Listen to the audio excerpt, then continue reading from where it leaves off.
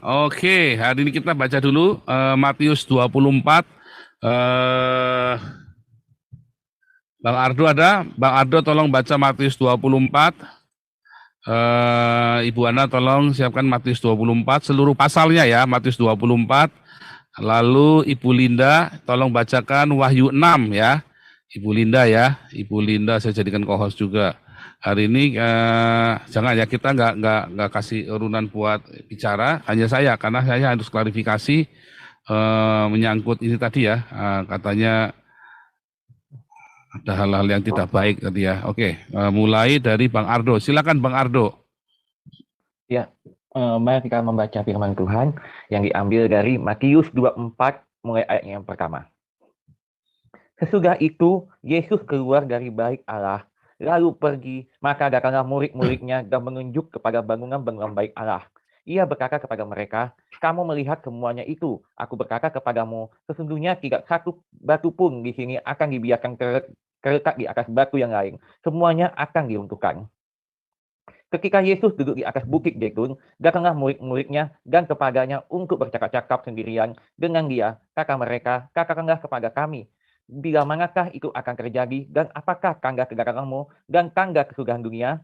Jawab Yesus kepada mereka, waspadalah supaya jangan ada orang yang menyesatkan kamu, sebab banyak orang akan datang dengan memakai namaku dan berkata, akulah Mesias, dan mereka akan menyesatkan banyak orang. Kamu akan mendengar deru perang atau kabar-kabar tentang perang.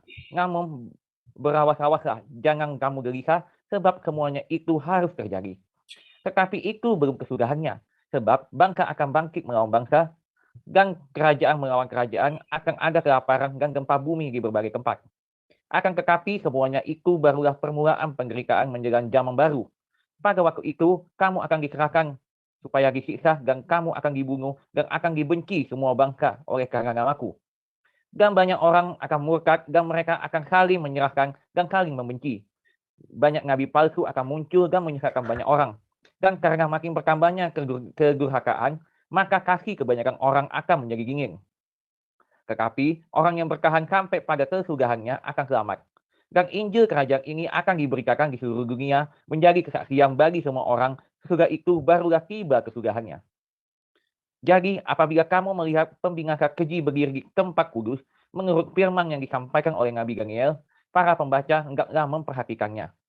Maka orang-orang di Yudea haruslah melarikan diri ke pegunungan. Orang yang sedang di perangingan di atas rumah, janganlah ia turun untuk mengambil barang-barang dari rumahnya. Dan orang yang sedang di ladang, janganlah ia kembali untuk mengambil pakaiannya. Celakalah ibu-ibu yang sedang hamil atau yang menyusui bayi pada masa itu.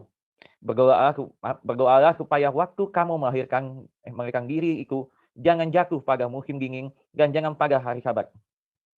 Sebab pada masa itu akan terjadi siksaan yang dahsyat seperti yang belum pernah terjadi sejak awal dunia sampai sekarang, dan yang tidak akan terjadi lagi.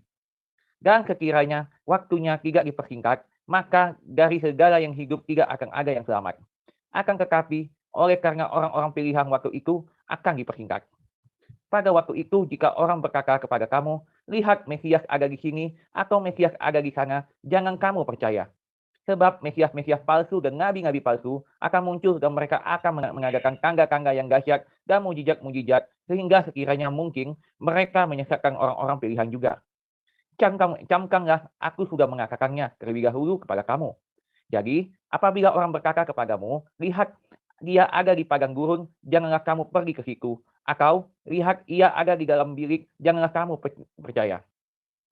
Sebab, sama seperti kilat memancar dari sebelah timur dan melontarkan cahayanya sampai ke barat, demikianlah pula kelak kedatangan anak manusia, di mana ada bangkai, di situ burung ngajar berkerumun. Segera sesudah siksaan pada masa itu, matahari akan menjadi gelap, dan bulan tidak bercahaya, dan bintang-bintang akan berjatuhan dari langit, dan kuasa-kuasa langit akan goncang. Pada waktu itu akan tampak tanda anak manusia di langit, dan semua bangsa di bumi akan merakap, dan mereka akan melihat anak manusia itu datang di atas awan-awan di langit dengan segala kekuasaan dan kemuliaannya. Dan ia akan menyuruh keluar malaikat-malaikatnya dengan meniup sangkakala yang dahsyat bunyinya, dan mereka akan mengumpulkan orang-orang pilihannya dari keempat penjuru bumi, dari ujung langit yang satu ke ujung langit yang lain. Carilah pelajaran dari perumpamaan tentang pohon ara. Apabila ranting-rantingnya melembut dan mulai bertunas, kamu tahu bahwa musim panas sudah dekat. Demikianlah juga jika kamu melihat semuanya ini, ketahuilah bahwa waktunya sudah dekat, sudah di ambang pintu. Aku berkata kepadamu, sesungguhnya angkatan ini tidak akan berlalu sebelum semuanya ini terjadi. Langit dan bumi akan berlalu, tetapi perkataanku tidak akan berlalu. Tetapi tentang hari dan saat itu, tidak seorang pun yang tahu, malaikat-malaikat di sorga tidak, dan anak pun tidak, hanya Bapa sendiri. Sebab bagaimana hanya pada zaman Nuh, demikian pula halnya pada kedatangan anak manusia. Sebab sebagaimana mereka pada zaman sebelum air bah itu, makan dan minum, kawin dan mengawinkan, sampai kepada hari Nuh masuk ke dalam bahtera. Dan mereka tidak tahu sesuatu sebelum air bah itu datang, dan melenyapkan mereka semua. Demikianlah pula hanya kelak pada kedatangan anak manusia. Pada waktu itu, kalau ada 2 orang di ladang, yang seorang akan dibawa dan yang lain akan ditinggal. Kalau ada 2 orang perempuan sedang memukar batu kilangan, yang seorang akan dibawa dan yang lain akan ditinggalkan. Karena itu, berjaga-jagalah, sebab kamu tidak tahu pada hari mana Tuhanmu datang. Tetapi ketahuilah ini, jika tuan rumah tahu pada waktu mana pada malam hari pencuri akan datang, sudah pasti ia berjaga-jaga dan tidak akan membiarkan rumahnya dibongkar. Sebab itu, hendaklah kamu juga siap sedia, karena anak manusia datang pada saat yang tidak kamu duga. Siapakah hamba yang setia dan bijaksana yang diangkat oleh tuannya atas orang-orangnya untuk memberikan mereka makanan pada waktunya? Berbahagialah hamba yang didapati tuannya melakukan tugasnya itu ketika tuannya itu datang. Aku berkata kepadamu, sesungguhnya tuannya itu akan mengangkat dia menjadi pengawas segala miliknya. Akan tetapi apabila hamba itu jahat dan berkata di dalam hatinya, tuanku tidak datang-datang, lalu ia mulai memukul hamba-hamba lain dan makan minum bersama-sama pemabuk-pemabuk, maka tuan hamba itu akan datang pada hari yang tidak disangka-sangkanya dan pada saat yang tidak diketahuinya. Dan akan membunuh dia dan membuat dia senasib dengan orang-orang munafik di sana akan tempat rakapan dan kerkakan gigi. Demikian pembacaan firman Tuhan. Ya, kita baca Wahyu 6, Ibu Linda. Ya, Pak Paul, selamat malam semuanya. Selamat malam. Kita baca firman Tuhan, Wahyu 6 ayat 1 sampai 17. Maka aku melihat anak domba itu membuka yang pertama dari ketujuh materai itu, dan aku mendengar yang pertama dari keempat makhluk itu berkata dengan suara bagaikan bunyi guruh, "Mari!" Dan aku melihat sesungguhnya ada seekor kuda putih, dan orang yang menungganginya memegang sebuah panah, dan kepadanya dikaruniakan sebuah mahkota. Lalu ia maju sebagai pemenang untuk merebut kemenangan. Dan ketika anak domba itu membuka materai yang kedua, aku mendengar makhluk yang kedua berkata, "Mari!" Dan majulah seekor kuda lain, seekor kuda merah padam, dan orang yang menungganginya dikaruniakan kuasa untuk mengambil damai sejahtera dari atas bumi. Sehingga mereka saling membunuh, dan kepadanya dikaruniakan sebilah pedang yang besar. Dan ketika anak domba itu membuka materai yang ketiga, aku mendengar makhluk yang ketiga berkata, "Mari!" Dan aku melihat sesungguhnya ada seekor kuda hitam, dan orang yang menungganginya memegang sebuah timbangan di tangannya. Dan aku mendengar seperti ada suara di tengah-tengah keempat makhluk itu berkata, "Secupak gandum sedinar dan 3 cupak jelai sedinar, tetapi janganlah makan minyak dan anggur itu." Dan ketika domba itu membuka materai yang keempat, aku mendengar suara makhluk yang keempat berkata, "Mari!" Dan aku melihat, sesungguhnya ada seekor kuda hijau kuning, dan orang yang menungganginya bernama Maut, dan kerajaan Maut mengikutinya. Dan kepada mereka diberi kuasa atas seperempat dari bumi untuk membunuh dengan pedang, dan dengan kelaparan dan sampar, dan dengan binatang-binatang buas yang di bumi. Dan ketika anak domba itu membuka materai yang kelima, aku melihat di bawah mezbah jiwa-jiwa mereka yang telah dibunuh oleh karena firman Allah dan oleh karena kesaksian yang mereka miliki. Dan mereka berseru dengan suara nyaring katanya, "Berapa lamakah lagi, ya penguasa yang kudus dan benar, engkau tidak menghakimi dan tidak membalaskan darah kami kepada mereka yang diam di bumi?" Dan kepada mereka masing-masing diberikan sehelai jubah putih, dan kepada mereka dikatakan bahwa mereka harus beristirahat sedikit waktu lagi hingga genap jumlah kawan-kawan pelayan dan saudara-saudara mereka yang akan dibunuh sama seperti mereka. Maka aku melihat ketika anak domba itu membuka materai yang keenam, sesungguhnya terjadilah gempa bumi yang dahsyat, dan matahari menjadi hitam bagaikan karung rambut, dan bulan menjadi merah seluruhnya bagaikan darah, dan bintang-bintang di langit berjatuhan ke atas bumi, bagaikan pohon ara menggugurkan buah-buahnya yang mentah apabila ia digoncang angin yang kencang. Maka menyusutlah langit bagaikan gulung kitab digulung, dan tergeserlah gunung-gunung dan pulau-pulau dari tempatnya. Dan raja-raja di bumi dan pembesar-pembesar serta perwira-perwira dan orang-orang kaya serta orang-orang berkuasa, semua budak serta orang merdeka bersembunyi di dalam gua-gua dan celah-celah batu karang di gunung. Dan mereka berkata kepada gunung-gunung dan kepada batu-batu karang itu, "Runtuhlah menimpa kami dan sembunyikanlah kami terhadap Dia yang duduk di atas tahta dan terhadap murka anak domba itu. Sebab sudah tiba hari besar murka mereka dan siapakah yang dapat bertahan?" Demikian firman Tuhan. Iya, haleluya. Tadi kita sudah baca Matius 24 dan Wahyu 6. Satu babak pertama. Kalau selesai, kita selesaikan sampai 7 sangkakala ya. Kalau enggak kita jadikan 2 seri. Mudah-mudahan kita bisa selesai hari ini ya. Nah, saya akan share screen dulu. Pertama kita cerita 6 meterai ya.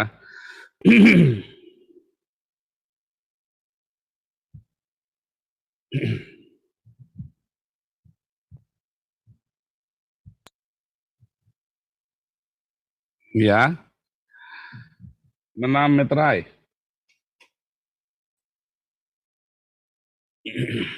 Meterai pertama ya di dalam Wahyu 6 kita tadi lihat ada 6 meterai pertama kuda putih, meterai kedua kuda merah, meterai ketiga kuda hitam, meterai keempat adalah kuda hijau kuning, meterai kelima adalah darah martir, meterai keenam adalah gempa bumi yang dahsyat.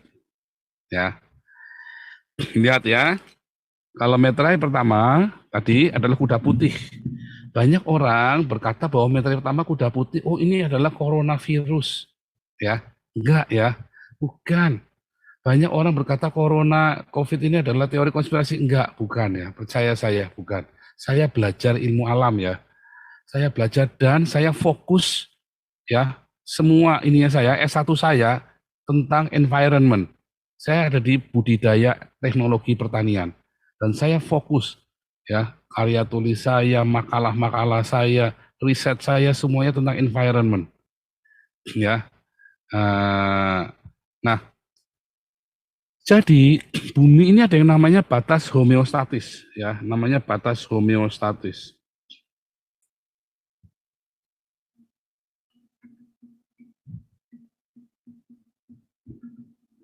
Sebenarnya 6 meterai ini tanda-tanda alamnya, maksudnya tanda-tanda alam. Tanda-tanda alam di dalam 6 meterai ini adalah bentuk dari reaksi homeostatik. Apakah homeostatik? Kemampuan alam untuk meremajakan dirinya atau restorasi. Restorasi alam.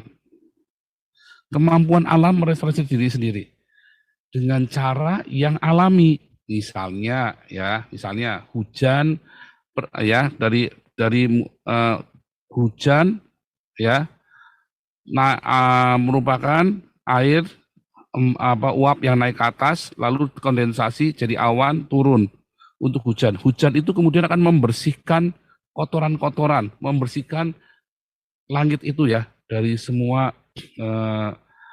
kotoran-kotoran yang dari muka bumi, termasuk polusi. Tetapi kalau kotorannya terlalu banyak, bisa nggak bersih? Nggak bisa. Karena terlalu banyak. Bahkan saking banyaknya kotoran itu, polusi itu, hujannya menjadi asam. Airnya jadi asam, malah ikut jadi bukannya bersih, malah jadi kotor. Sama seperti kalau Anda ngelap kaca. Kalau kacanya kotor, ya dilap, ya kotoran. Tapi begitu kacanya amat sangat kotor, Anda semprot pakai air kayak apa, airnya ikut tambah kotor, semakin kotor dan semakin kotor. Enggak bersih-bersih. Ya, itu sama seperti itu kalau ngerap satu kain pel begitu ya. Sekali, 2 kali, 3 kali bersih. Tapi kalau saking kotornya, pel itu ditaruh, kalau pel itu sudah saking kotornya kan, Anda taruh berkali-kali cuci pun, tetap kotor, tetap bau. Ya kan? Nah itu sama. Tetapi alam itu akan meremajakannya dengan cara apa? Dengan cara bencana, jangan jadi bencana. Tetap harus diremajakan. Ya, makanya semua tanda-tanda dalam 6 meterai tadi itu termasuk 7 sangkakala. Termasuk 7 sangkakala nanti ya. Kalau kita ke gunung kita masuk 7 sangkakala supaya kita bisa masuk ke runtuhnya Islam. Kalau enggak kita bagi 2 ya. Adalah tanda-tanda alam ketika alam ingin melakukan homeostatik. Jadi itu sebenarnya bukan konspirasi, itu natural sekali. Apakah COVID ini adalah bentuk konspirasi? Bukan. COVID ini adalah bentuk perlawanan dari mikrobiologi alam semesta. Ya, mikrobiologi yang di alam semesta terhadap ulahnya manusia sendiri. Karena kita dikit-dikit pakai antibiotik, dikit-dikit. Sekarang kalau di Eropa kita nggak boleh ya. Anda di Indonesia masih bisa beli antibiotik pasar bebas. Kita di Eropa nggak boleh. Ya, kita setengah mati sekali ya. Kalau ke dokter aja kita cuma dikasih apa? Paracetamol. Saya minta kasih paracetamol, sakitnya kayak apa? Paracetamol udah. Ya, nggak boleh dikit-dikit pakai antibiotik di sini. Kemarin saya ada sakit radang tenggorokan itu ya, berapa seminggu itu ya. Saya pas lagi radang tenggorokan, terus saya janji dokter, oke nanti minggu depan, waduh. Nah terus radang tenggorokan sudah mulai sembuh. Terus saya minta antibiotik, nggak boleh, nanti sembuh sendiri. Dibilang begitu ya nggak boleh.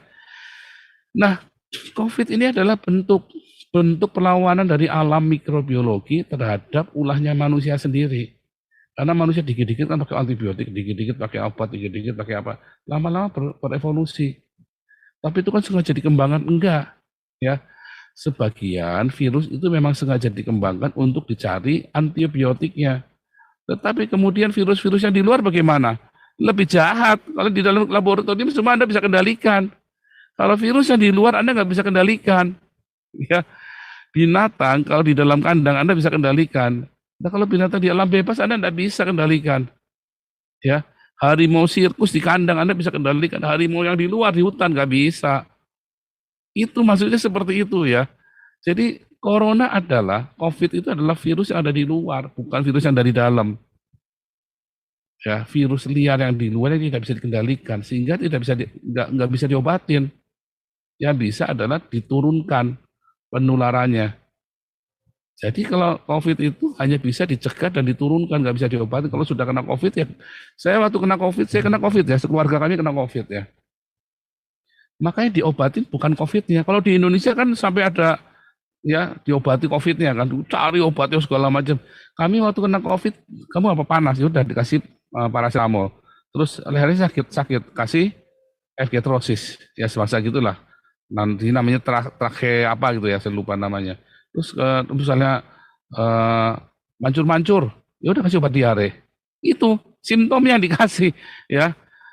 Ini yang simptomnya. Jadi nggak ngejar, wah si virusnya disembuhkan, oh enggak saudara. Makanya di sini penanganan COVID nggak ada gagal karena bukan COVID yang ditangani adalah simptomnya supaya kita bisa bertahan, ya. Nah itu seperti itu. Saya bukan ahlinya ya. Nanti sudah dijelaskan bolak-balik oleh Dr. Medsos ya betapa bahayanya ketika kita menyembuhkan COVID. Yang disembuhkan COVID bukan simptomnya. Di Eropa pun yang disembuhkan adalah simptomnya.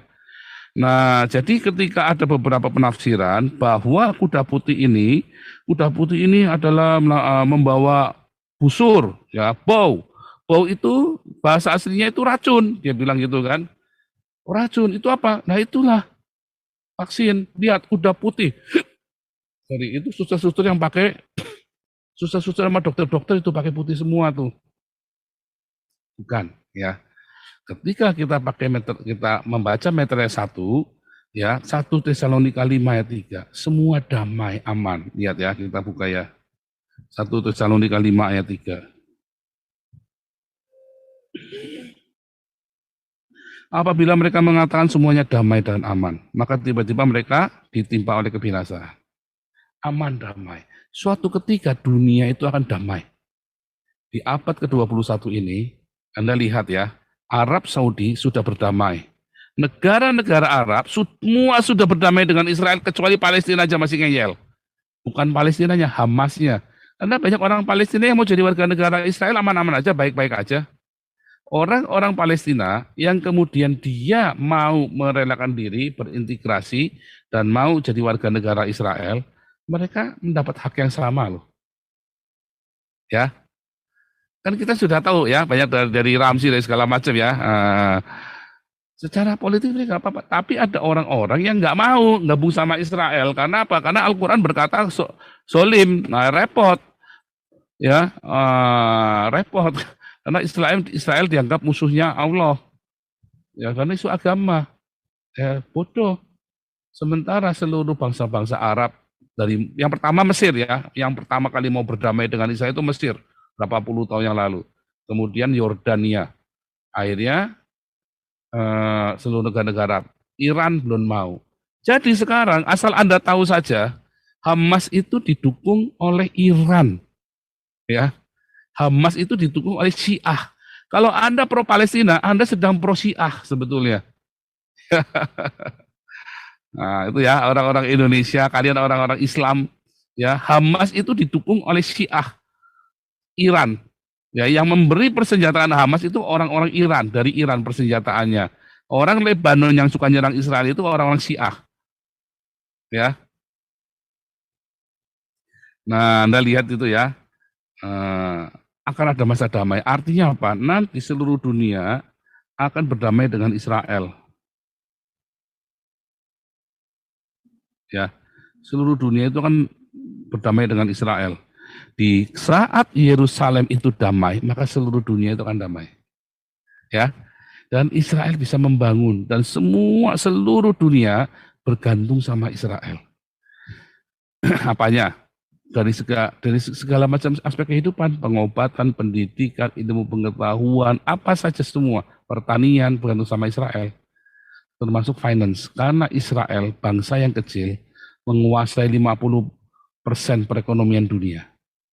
Ya, Israel ini menguasai 50% perputaran uang di dunia hanya oleh orang-orang seperti George Soros, seperti siapa itu Mark Zuckerberg gitu ya.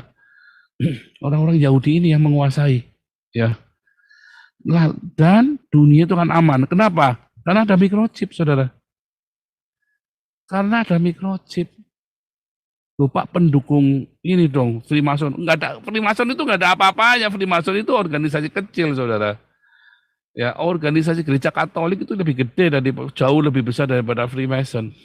Ya, organisasi mafia Italia itu lebih gede daripada Freemason. Mafia triad Cina itu lebih gede daripada Freemason. Freemason itu hanya organisasi dagang kayak VOC, ya. Cuman itu ada di Inggris. Pedagang-pedagang kayu, mereka itu tukang kayu. Waktu resesi mereka bikin organisasi, jadilah Freemasonry. Dan di Freemasonry ini kemudian punya kode etik sendiri. Mereka masuk ke polisi, masuk kemana, ke lawyer segala macam. Dan itu hanya berlaku di Eropa. Di Indonesia itu katanya apa, David Supangat, bapak saya bekas ketua Freemason. Wah, iya, direkturnya Lion Rotary itu Freemason ya. Lion Rotary itu Freemason. Sehingga apakah Anda menemukan ada yang tidak baik dari Lion Rotary Club itu? Itu banyak berbuat amal loh. Ya, Gilbert saja kalah amalnya, apa jangan sama Gilbert. Tidak ada satupun gereja di Indonesia yang perbuatan amalnya ya lebih dari Lion Rotary Club. Ya, gede loh. Apakah itu terus Anda mau membenci orang-orang seperti Freemason? Pak Paul kok belani? Saya tidak belani. Saya mau ngajak Anda kalau punya iman itu yang waras, yang sehat. Ya, jangan Anda percaya sama pendeta-pendeta gereja karismatik yang wah ini Freemason ini, ya apa namanya teori konspirasi. Mereka lihat aja kagak pernah. Anda tahu terus gereja setan. Apakah gereja setan lebih berbahaya dari Islam? Tidak ya.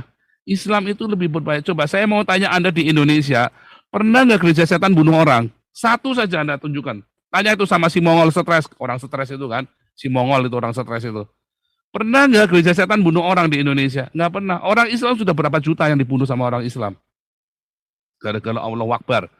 3 juta orang PKI dan ada ribuan gereja ditutup oleh orang Islam. Ya, Anda pikirannya loh. Ada berapa banyak yang dibunuh sama gereja setan di Amerika? Loh, itu yang penembakan itu gereja setan. Bohong. Itu orang stres, saudara. Karena di sana orang boleh bawa senjata, dipegangi senjata yang bunuh sama saja. Anda ada orang edan di pinggir jalan kasih pentungan. Semua orang akan dipentung, saudara. Bedanya ini meganya senjata api, semua orang ditembak. Yang benar adalah ya berlakukan, nggak boleh bawa senjata api. Ya, itu yang benar. Jadi kacau sekali. Ya cara Anda beriman itu nggak pakai logika. Sehingga Anda takut dengan Freemason, dengan gereja setan. Anda tanya di Amerika, lebih banyak korbannya Islam apa lebih banyak korbannya gereja setan? Lebih banyak korbannya Islam, saudara. Di seluruh dunia dari masa ke masa, lebih banyak korbannya gereja setan apa lebih banyak korbannya Islam? Lebih banyak korbannya Islam. Dari hari pertama Islam lahir saja zaman Muhammad, ya 1.000 orang dibunuh sama Muhammad. 1.000 orang dibunuh. Muhammad itu ngasih makan umatnya itu dengan cara ngerampok, saudara. Muhammad yang disembah-sembah dikagumi oleh orang Islam itu ngasih makan umatnya dengan cara ngerampok. Ya, jadi kalau Anda lebih takut sama konspirasi gereja setan daripada sama Islam, saya nggak tahu Anda sedang berpikir apa. Anda cari datanya, tunjukkan ke saya, ya betapa jahatnya gereja setan daripada Islam. Nggak akan ketemu. Anda akan justru lihat betapa jahatnya Islam lebih jahat daripada gereja setan. Gereja setan itu hanya sekelompok orang-orang sakit jiwa, kayak klub geng motor yang suka ngerampok yang itu loh, geng motor yang suka pengedar obat, ya hanya sekitar gitu aja, atau satu darah yang model-model begitu. Mereka ada persatuan rasa, wah pemberontakan terhadap kekecewaan terhadap kemapanan, wah jadilah geng satu darah. Nyatanya geng satu darah juga banyak bikin amal ya kalau di Indonesia ya. Kalau di Eropa ditakutin ya. Tapi kalau di Indonesia geng satu darah itu malah bikin amal ya. Terus bikin amal, bikin apa kan, sering ngirim dana bantuan untuk Maluku, untuk apa itu ya. Aneh kan. Bahkan geng satu darah saja. Apakah geng satu darah menyembah setan? Enggak loh. Mereka ada yang Kristen ke gereja. Walaupun enggak lahir baru ya. Jadi mitos itu Anda harus singkirkan dari kepala Anda. Kalau enggak Anda tidak akan dewasa. Ya, tidak akan dewasa ya. Jadi microchip itu enggak apa-apa, saudara. Selama microchip itu jangan ditaruh di jidat atau di tangan kananmu. Suruh aja tangan kiri. Sama saja ketika Anda divaksin corona. Anda divaksin sebelah mana? Kiri kan? Apa Anda divaksin itu? Pak, tapi kan jidatnya kan Pak, ditembak itu, Pak. Itu bukan ditembak, Dul. Itu dicek panas apa enggak. Anda nggak usah begitu. Anda di mana saja, setiap hari Anda juga dicek dahinya. Terus apa berarti Anda sudah jadi antikris itu? Ya. Anda kalau ke dokter sekarang, ngecek panas itu nggak usah lewat kuping-kuping, nggak usah lewat pakai termometer taruh di ketek. Dokter itu cuma pakai alat, cuma tembakin ke dahi kamu, sudah tahu di panasnya berapa. Ya, berarti Anda sudah jadi antikris gitu. Gara-gara ditembak dahinya itu pakai infrared itu. Enggak kan? Jangan dok. Oh, ke dokter mau ditembak, mau cek nih. Coba saya mau cek di ya batuknya ditutul begini kan. Batuknya ditutul begini. Oh jangan dok, nanti saya jadi antikris dok. Anda terlalu paranoid itu ya. Nggak usah sampai segitunya. Jadi bukan corona ya. Tapi kalau Anda lihat kuda putih yang menunggang kuda putih, dia membawa busur. Anda tahu kata busur? Di dalam Kejadian ayat 6 dengan bahasa yang sama, busurku kutaruh kawan, bahasanya sama ya, bahasa Yunani dalam Septuaginta. Ya, itu artinya pelangi. Di zaman itu nanti ketika seluruh dunia akan damai, ya meteora yang pertama seluruh dunia akan damai. Satu, Yerusalem akan damai. Sudah nggak diganggu lagi, ya. Dan akan lihat, akan damai. Nanti lihat ya, begitu Yerusalem, patokannya Yerusalem. Begitu Yerusalem damai, udah nggak ada perang lagi, orang-orang Hamas ini udah nggak resek lagi, ya. Terus nanti mulai ada microchip. Kenapa harus pakai microchip? Karena itu adalah teknologi pengobatan, adalah teknologi keuangan, adalah teknologi di dalam sains yang paling luar biasa. Semua hidup Anda akan mudah terdeteksi. Makanya nggak ada orang miskin lagi nanti. Satu mata uang di seluruh dunia. Wah bahaya itu. Enggak bahaya. Malah nggak ada inflasi, nggak ada deflasi. Karena tidak ada perbandingan negara satu dengan negara lain. Satu mata uang. Uang itu lintas, ya, lintas negara, kayak apa namanya, cryptocurrency itu kan lintas negara. Kalau rupiah bisa inflasi, bisa deflasi, ada mumet, saudara. Kalau cryptocurrency enggak. Orang bertransaksi pakai currency lintas negara. Negara tidak akan terpengaruh oleh eh, ininya, oleh nilai jual mata uangnya. Karena satu seluruh dunia menggunakan mata uang yang sama, bebas. Anda mau pakai cryptocurrency, Anda mau pakai apa namanya, segala boleh, ya, boleh, semua boleh. Itulah penunggang kuda putih yang membawa damai, yang membawa busur LGBT itu loh, busur pelangi itu loh ya. Orang sudah saling mengakui, dan saat itu beriringan dengan damai sejahtera, beriringan dengan kemajuan ekonomi, beriringan dengan humanisme yang luar biasa. LGBT juga maju.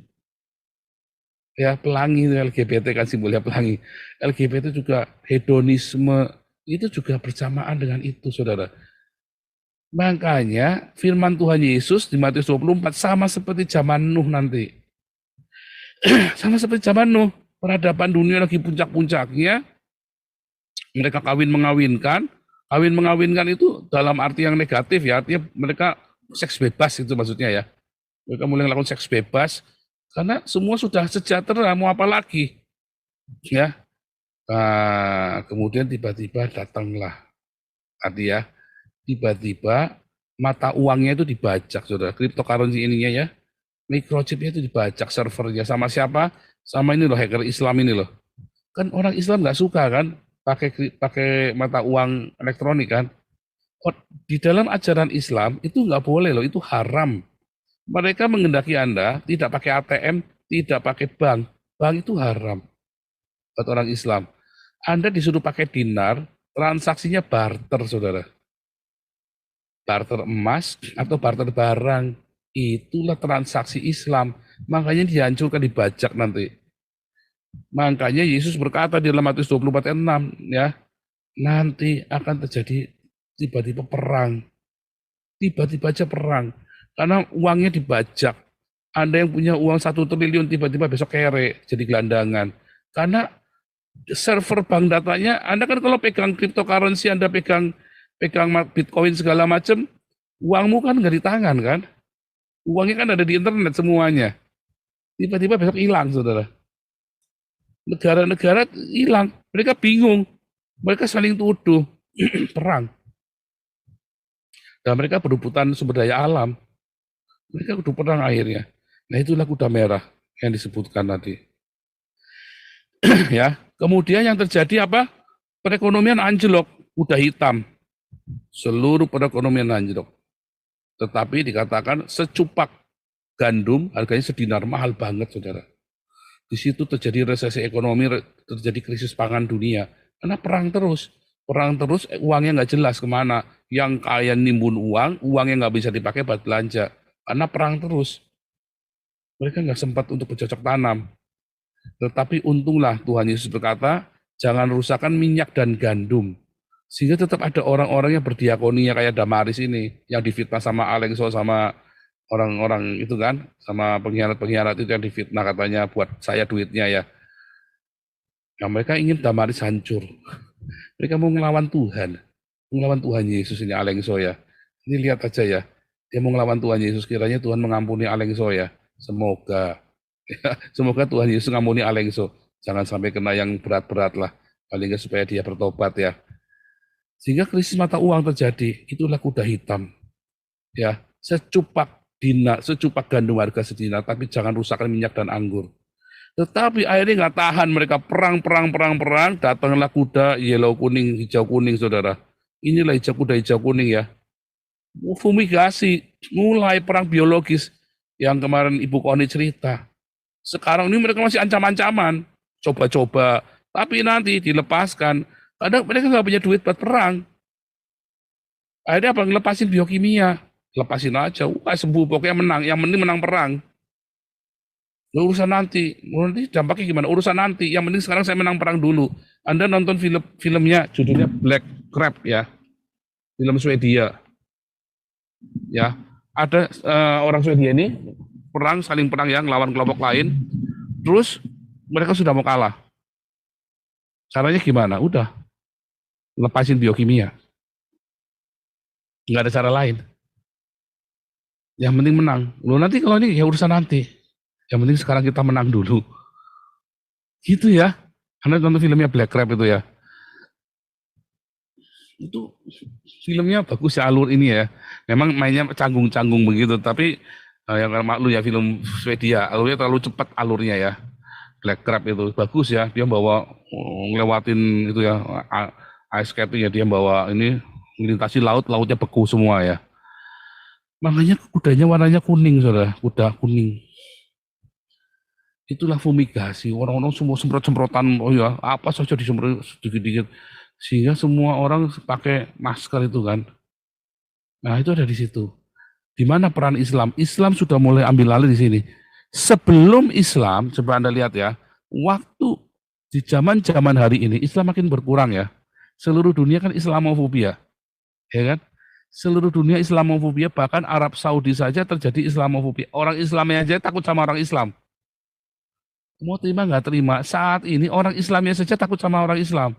Ya contohnya Ade Armando takut sama orang Islam kan? Contohnya dari Siregar, orang Islam yang takut sama orang Islam kan? Contohnya si Buya Syafi'id, orang Islam takut sama orang Islam. Ya kan? Orang Islam saja takut sama orang Islam. Takut mayatnya nggak dikuburin, nggak disolatkan. Ya kan? Orang Islam saja takut sama orang Islam. Akhirnya orang capek kan, takut sama ditinggal, nggak ditinggal. Jadi sebelum Israel damai, orang Islam itu akan ditinggal. Karena memang Islam ini di mana-mana bikin kacau. Di seluruh dunia orang-orang Islam ini bikin kacau, makanya ditinggal, saudara. Ya, ditinggal. Kecuali kalau pengkhianat-pengkhianat kayak Alengso ini, ya memang dasar pengkhianat ya, memang mental pengkhianat, ya kan? Oh itu mah nggak usah ditanya. Ya kayak Lius Sungkari semua itu memang mental pengkhianat ya kan? Ya mereka juga ditinggal. Mereka kan jilat-jilat pantatnya Islam. Padahal keluarga mereka banyak diperkosa sama orang Islam kan. Keluarganya Alengso, makanya Alengso kan pergi ke Eropa kan, mengungsi minta suaka politik kan. Karena dia tadi suaka dulu, keluarganya diperkosa kan. Dia lanjut ke sini kan, takut dia kan si Alengso ini kan. Atau dia bohong, sebenarnya nggak ada apa-apa, dia cuma mau cari penghidupan doang kalau ya kan, atau gitu aja kan. Cari penghidupan doang kalau saya minta suaka. Tapi kan orang-orang itu tadi ya, Cina-Cina pengkhianat ini kan. Cina-Cina pengkhianat ada.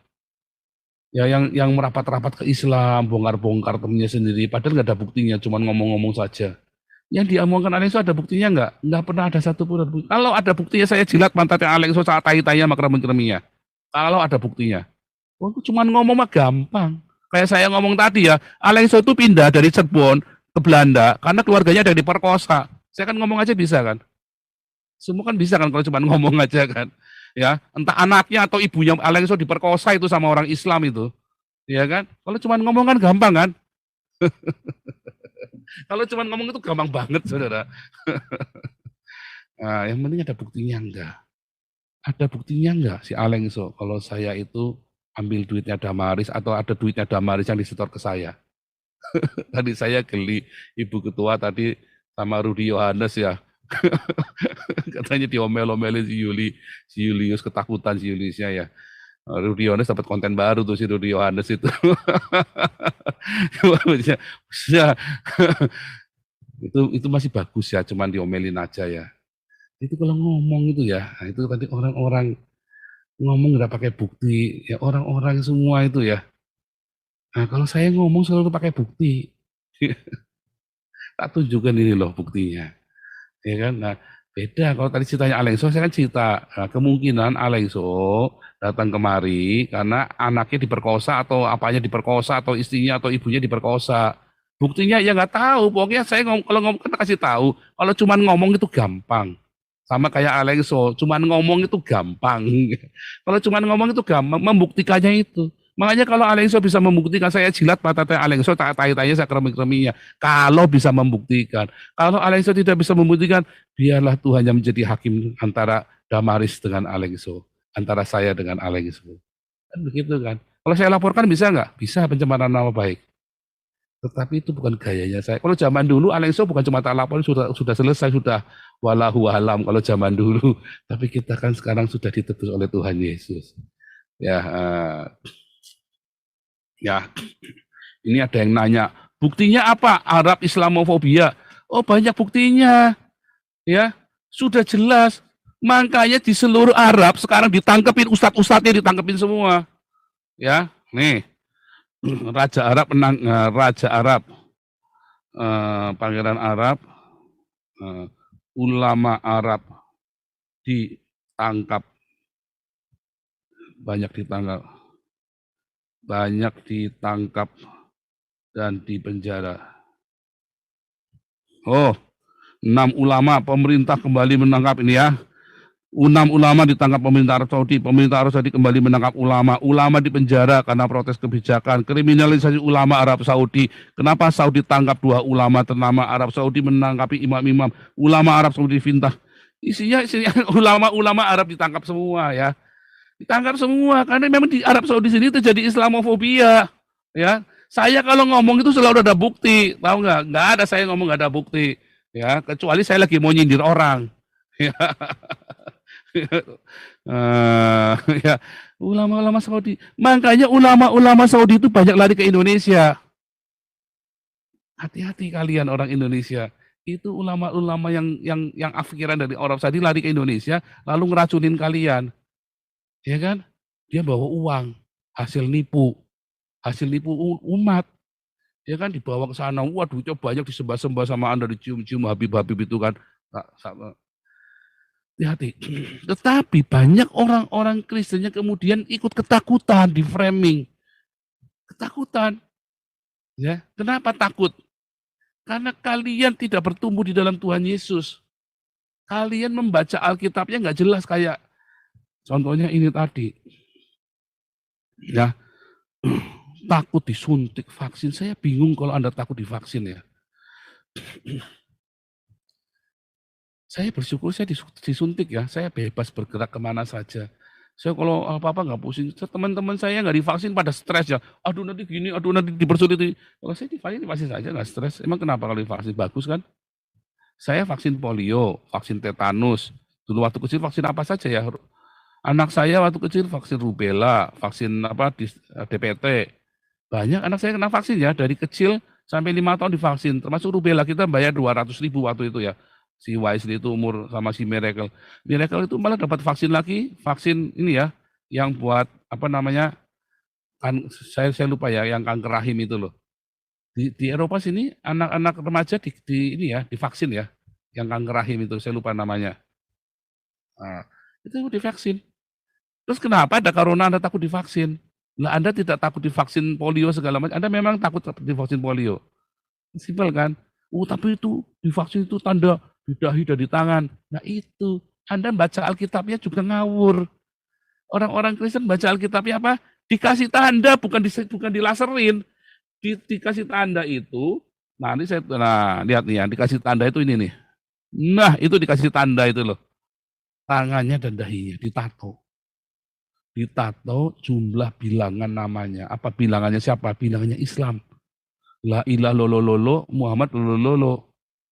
Itu jumlahnya 666. Kemarin sudah kita ya bilangan antikris. Nanti Anda cari video saya bilangan antikris. Nanti akan ditanda begitu. Jadi di meterai kelima saudara. Ya darah para martir. Tuhan Yesus berkata dalam Matius 24 juga ya. Nanti kamu akan diserahkan. Ya kamu akan dibenci. Ya, kenapa? Kenapa harus diberi tanda begini? Karena Anda harus bertransaksi. Ya, lihat, microchipnya hancur. Nanti, sebentar ya.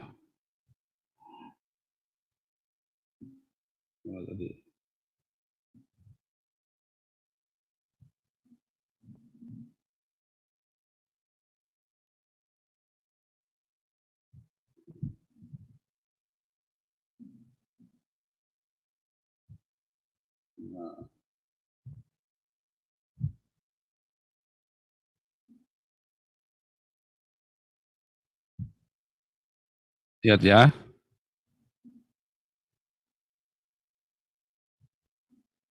Microchipnya kan dibajak sama orang ini, terjadi resesi kan. Lalu akhirnya mereka saking perang nggak habis-habis, kalap. Perang yang paling murah, Ibu Koni kemarin ya, kasih tahu, perang yang paling murah bukan perang nuklir saudara, bukan perang pakai pistol, perang paling murah pakai biokimia. Ya kan? Akhirnya kacau semua, akhirnya seluruh dunia kacau. nggak punya uang, akhirnya mereka cuma bisa barter. Lalu siapa yang mau ngatur barternya? Lalu hukumnya siapa yang pakai hukumnya siapa? Seluruh dunia kacau, lintas negara sudah tidak jelas. Satu negara saja, satu Jakarta saja, Anda kan ada bisa 3 pemerintahan. Pemerintahan Islam, pemerintahan Pancasila, atau pemerintahan suku adat. Di Jakarta itu ada banyak suku, saudara. Ada suku Cina. Orang Cina punya aturan sendiri. Ya, Anda tahu grupnya ini ya, orang-orang Cina itu bisa didamaikan, saudara. Kalau lagi perang gitu ya, orang-orang Cina ini, mafia-mafia ini, bisa didamaikan, sudah didudukkan bisa. Mereka punya hukum adat. Orang Ambon juga sama. Orang Batak di Jakarta juga punya adat sendiri. Kalau ada apa-apa, sesama marga dipanggil, didamaikan. Dan mereka biasanya mau terima. Karena mereka menghormati dan mereka juga ingin diakui. Ya kan? Akhirnya ada 3 hukum yang berlaku, saudara. Di satu negara, bahkan di satu kota saja, kayak New York, kayak Jakarta, ya itu berlaku 3 hukum. Hukum adat, hukum negara itu sendiri, sama hukum agama. Kacau. Tapi nggak punya uang. Yang punya uang siapa? Yang punya emas. Orang Islam. Karena orang Islam sudah tahu, sudah dilarang menyimpan uang. Mereka suruh pakai emas.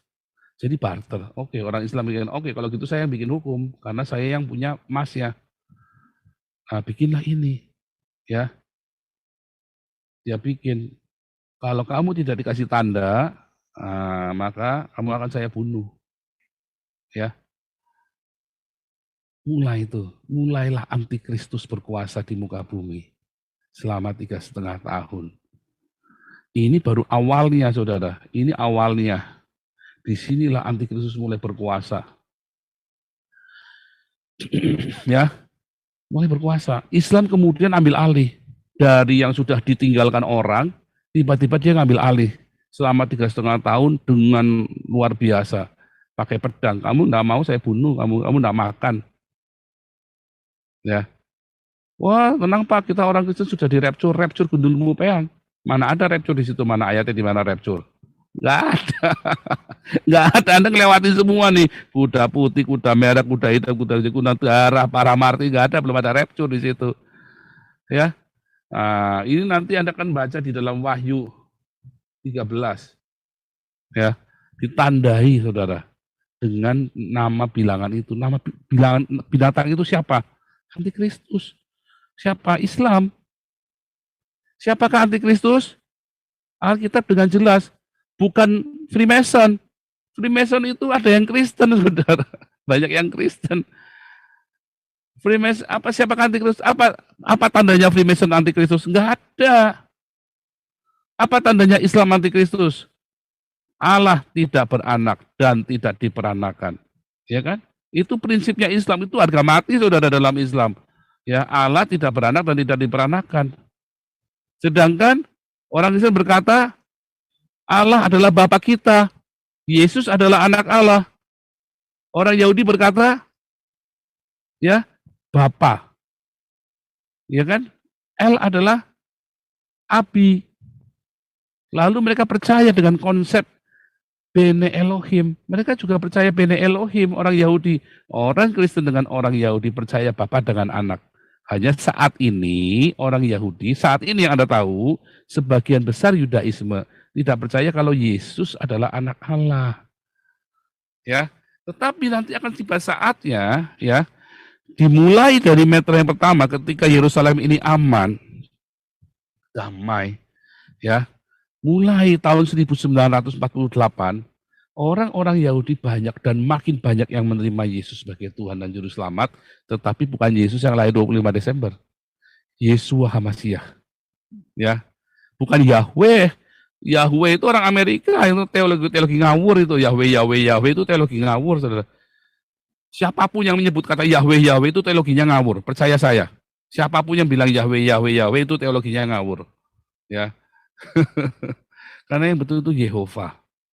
Ya. Nah, saat itulah 2 saksi Allah di dalam Wahyu 12. Ya, dan Wahyu 11 dan 12. Ada 2 saksi Allah. Siapakah 2 saksi Allah? Ya. Wahyu 11. Ya, bentar, 2 saksi Allah. Adalah pohon zaitun, dan kaki dian. Pohon zaitun, kaki dian. Kaki dian ini adalah lambang saksi. Zaitun ini adalah lambang Israel rohani. Secara ritual, ya ada Israel itu dilambangkan dengan pohon ara, pohon zaitun, dan pohon anggur. Pohon ara secara politik, ini secara kehidupan sehari-hari. Zaitun ini secara ritual keagamaan. Ya, Wahyu 11 berkata dua saksi Allah adalah pohon zaitun dan kaki dian. Zakaria 11 berkata, siapakah pohon zaitun? Dialah kaki dian. Dia dua saksi Allah. Ya, Roma 11. Ya. Roma 11 ayat 24. Ini Wahyu 11 ayat 4, Zakaria 11 ayat 14, Roma 11 ayat 24. Israel itu pohon zaitun yang asli, orang Kristen adalah pohon zaitun yang dicangkokkan. Jadi siapakah dua saksi Allah? Dua saksi adalah orang Yahudi dan orang Kristen. Wahyu 11, Wahyu 12, ya ayat yang terakhir ya berkata, itulah orang yang punya the commandment of God, yang punya perintah Allah, yaitu Torah dan kesaksian Yesus Kristus, orang Kristen. Iblis itu mengejar orang yang punya, nah kita buka ya.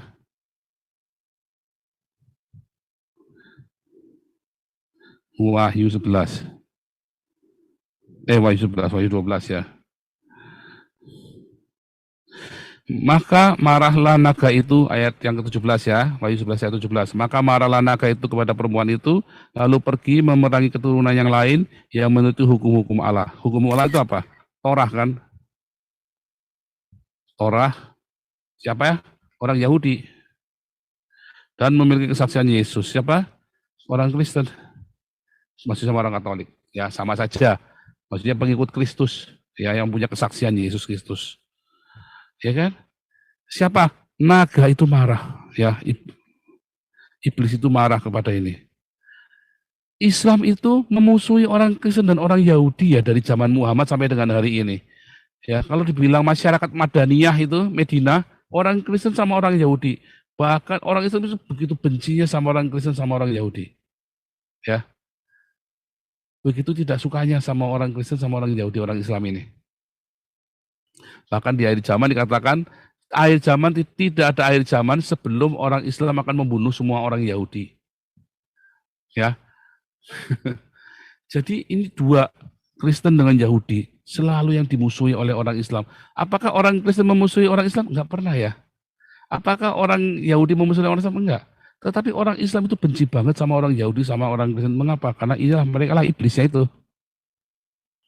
Karena mereka lah iblis. Ya, mereka adalah keturunan iblis yang enggak suka dengan anak-anak perjanjian. Siapa? Orang Yahudi dengan orang Kristen. Itulah anak-anak perjanjian. Dan mereka iblis yang tidak suka. Ya.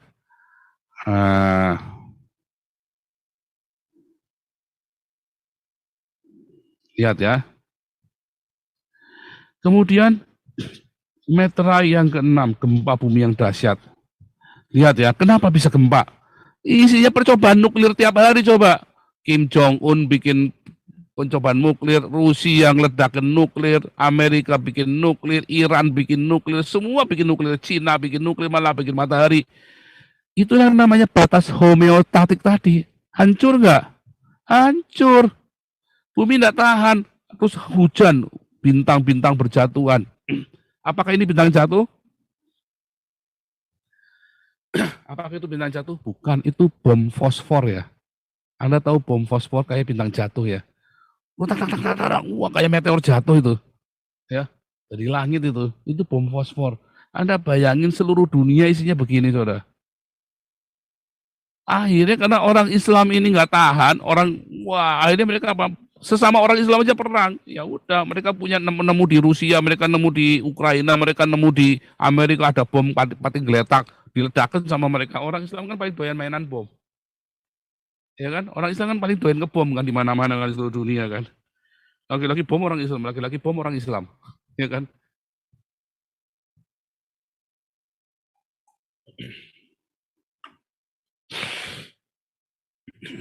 Lalu begitu ya.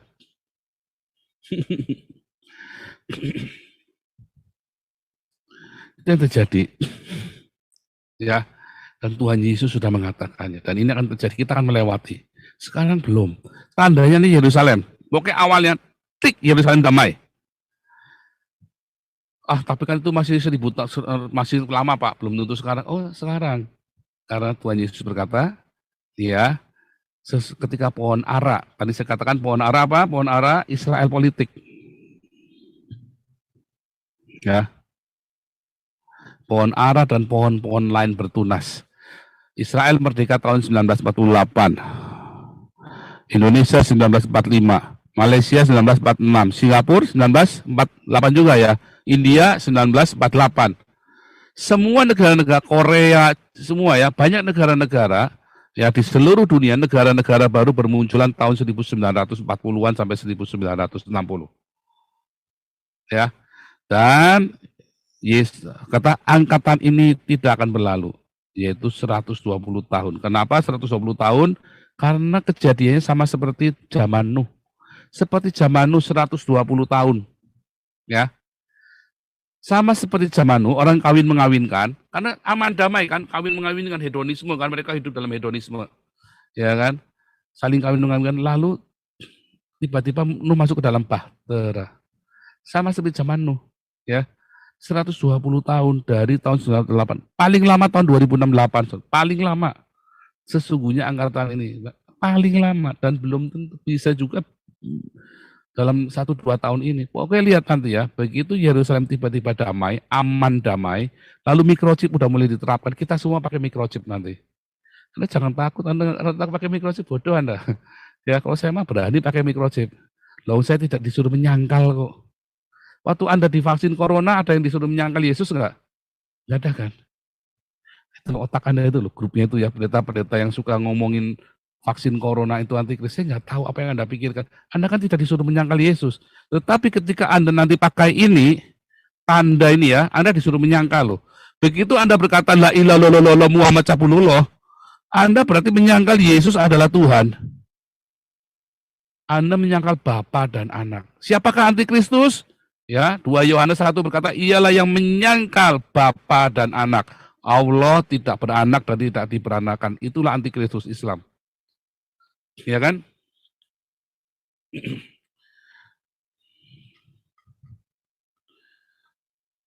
Ada yang ngomong suruh riset, ini orang goblok satu lagi. Orang Islam ini memang tolol ya, kayak Muhammad. Coba riset Alkitab 1928. Saya tantang Anda, tunjukkan ada Alkitab terbitan 1928 yang asli. Ya. Ya, saya tantang Anda. Kalau ada saya kasih 1 miliar. Tunai sekarang, saya punya uangnya. Ya, tunai. Kalau ada, ini orang Islam memang tololnya minta ampun ya. Sukanya hoax-hoax gitu. Geblek ya orang-orang Islam ini ya memang ya. Injil Barnabas dibilang asli. Sekarang malu mereka. Sekarang orang Islam aja malu ya untuk angkat-angkat Injil Barnabas. Orang Turkinya aja nggak berani kasihkan ke paus. Nggak berani. Kenapa? Karena palsu. Mereka orang-orang Bizantin kalah ya. Lalu orang-orang ini mau diislamkan. Lalu dikirimlah Injil Barnabas. Ya, dibikinlah Injil Barnabas buat nipu orang Kristen di Bizantin. Makanya Injil Barnabas yang di Bizantin itu sampai sekarang tidak pernah, paling tua yaitu tahun 1000 abad ke-15, tahun 1400 sekian. Zamannya orang Kristen di Bizantin dikalahkan. Memang tujuannya buat nipu orang Kristen. Ya, orang Islam itu dari dulu memang yaitu walahu khairul makirin. Allah Maha penipu daya. Memang Allahnya orang Islam itu suka nipu-nipu, itu tadi. Ya, suka nipu. Ya, kayak HMJ tadi, suka nipu kan? Suka nipu kan? Dia suka memfitnah, menipu, pokoknya kan, memfitnah, menipu, bohong semua tuh data-datanya itu ya. Tapi sekali waktu perlu juga dikerjain ya, kita ya HMJ ya. Saya kira perlu dikerjain juga HMJ ya. Kita bongkar ya, dusta-dustanya HMJ, perlu tuh. Ya. Saya diam itu karena ini bukan siapa-siapa. Nah, tapi kayaknya perlu juga nih orang Islam ya. HMC ini perlu kita sikat juga di kadang-kadang. Ya, mungkin saya harap Galarua siap nanti ya. Apalagi nama Pak Putih di bawah-bawah, nama Jenderal Topi di bawah-bawah itu ya. Wah, itu bos-bosnya Galarua itu. Ya, saya himbau Kalau saya sih bilang sikat ya. Oh, bukan dendam, bukan. Karena dia bukan sahabat kita, bukan saudara kita. HMC itu bukan saudara, bukan sahabat. Ya, kalau Alengso, Amin Wijaya harus kita ampuni. Walaupun dia sudah mengkhianati kita nggak usah kasih salam, tapi nggak usah kita berharap dia bertobat. Kalau HMC itu bukan saudara kita, bukan sahabat kita. Bukan apa-apanya kita, sikat saja. Ya, sikat saja itu. Ya, supaya kita bongkar kedustanya mereka. Ya, sudah saatnya bongkar ya. Tadi sudah dimarahin sama emak-emak tadi HMC ya. Rudy Yohanes punya konten baru itu. Senang tuh dia tuh Rudy Yohanes. HMC kabur diomelin emak-emak.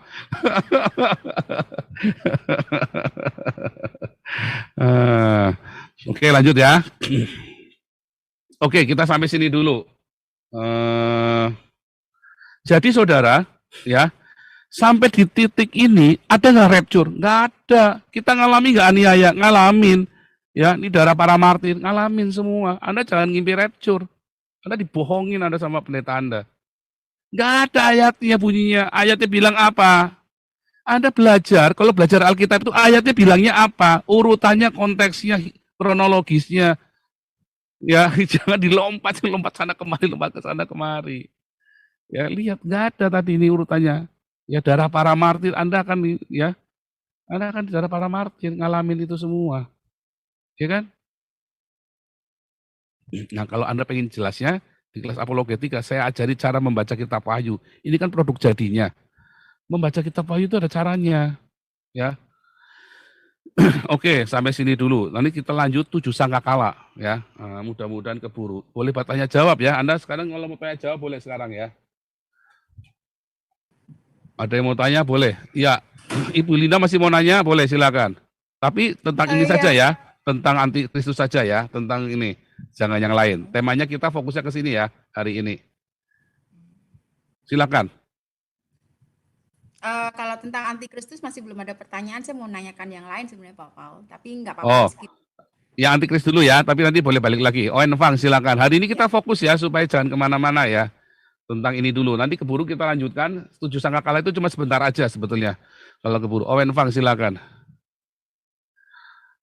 Sorry Pastor, saya mau laporan aja nanti. Oh, laporan itu ya. Minggu depan aja, laporan Pak Darmawan minggu depan aja.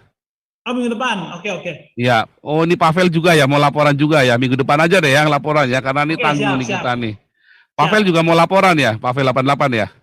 Ya, siap. Laporan keuangan minggu depan deh ya. Waduh, saya lupa nih hari ini. Harusnya tadi di awal ya. Oke, ini untuk minggu depan. Oke, kita tanya untuk antikristus saja ya, karena kita ini panjang. Nah, ininya kita masih panjang. Oke, kalau nggak ada pertanyaan, saya lanjut dulu ya. Saya lanjut dulu nih. Nah, 7 sangkakala ya. 7 sangkakala dulu.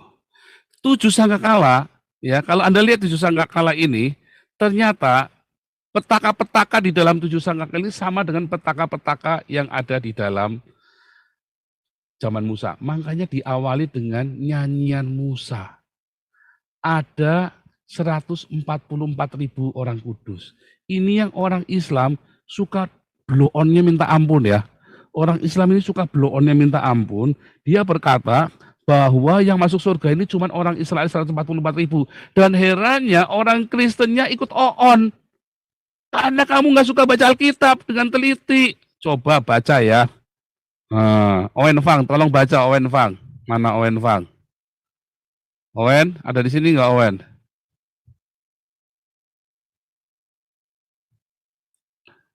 Owen Fang.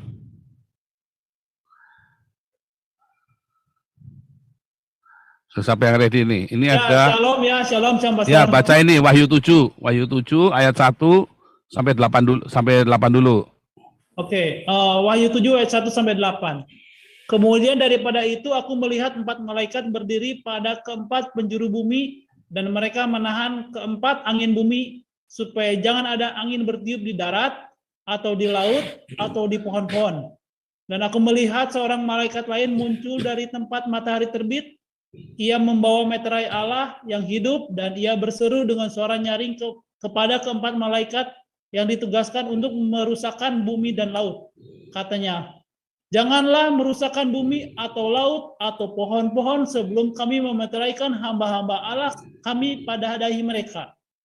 Dan aku mendengar jumlah mereka yang dimeteraikan itu 144.000 yang telah dimeteraikan dari semua suku keturunan Israel. Dari Skip. suku Yehuda. Skip ya. Sekarang langsung 9 sampai 17. 9 sampai 17. Kemudian daripada itu aku melihat sesungguhnya suatu kumpulan besar orang banyak yang tidak dapat terhitung banyaknya. Dari segala bangsa dan suku dan kaum dan bahasa berdiri di hadapan tahta dan di hadapan anak domba. Memakai juga jubah putih dan memegang daun-daun palem di tangan mereka. Dan dengan suara yang nyaring mereka berseru, keselamatan bagi Allah kami yang duduk di atas tahta dan bagi anak domba.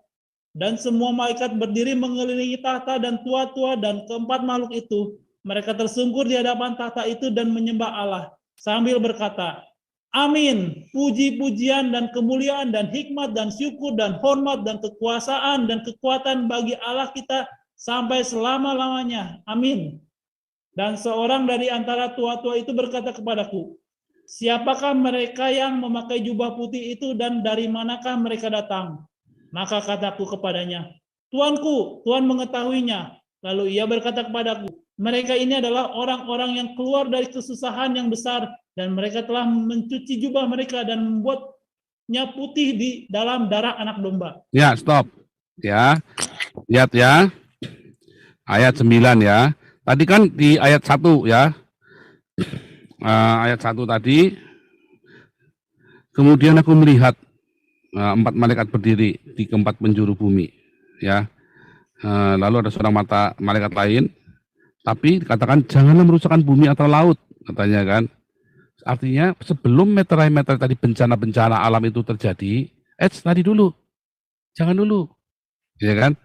Ada 144.000 orang Israel. Ini nggak boleh kamu sentuh, tidak meteraikan dulu. Kalau dimeteraikan itu ada ditandai ya. Suku-suku keturunan Israel ini, ya. Tetapi itu kan ditandai di muka bumi ini sebelum bumi ini dihancurkan tadi, sebelum bumi kena meterai tadi ada bencana alam kuda merah, kuda hitam, kuda yellow kuning tadi kan.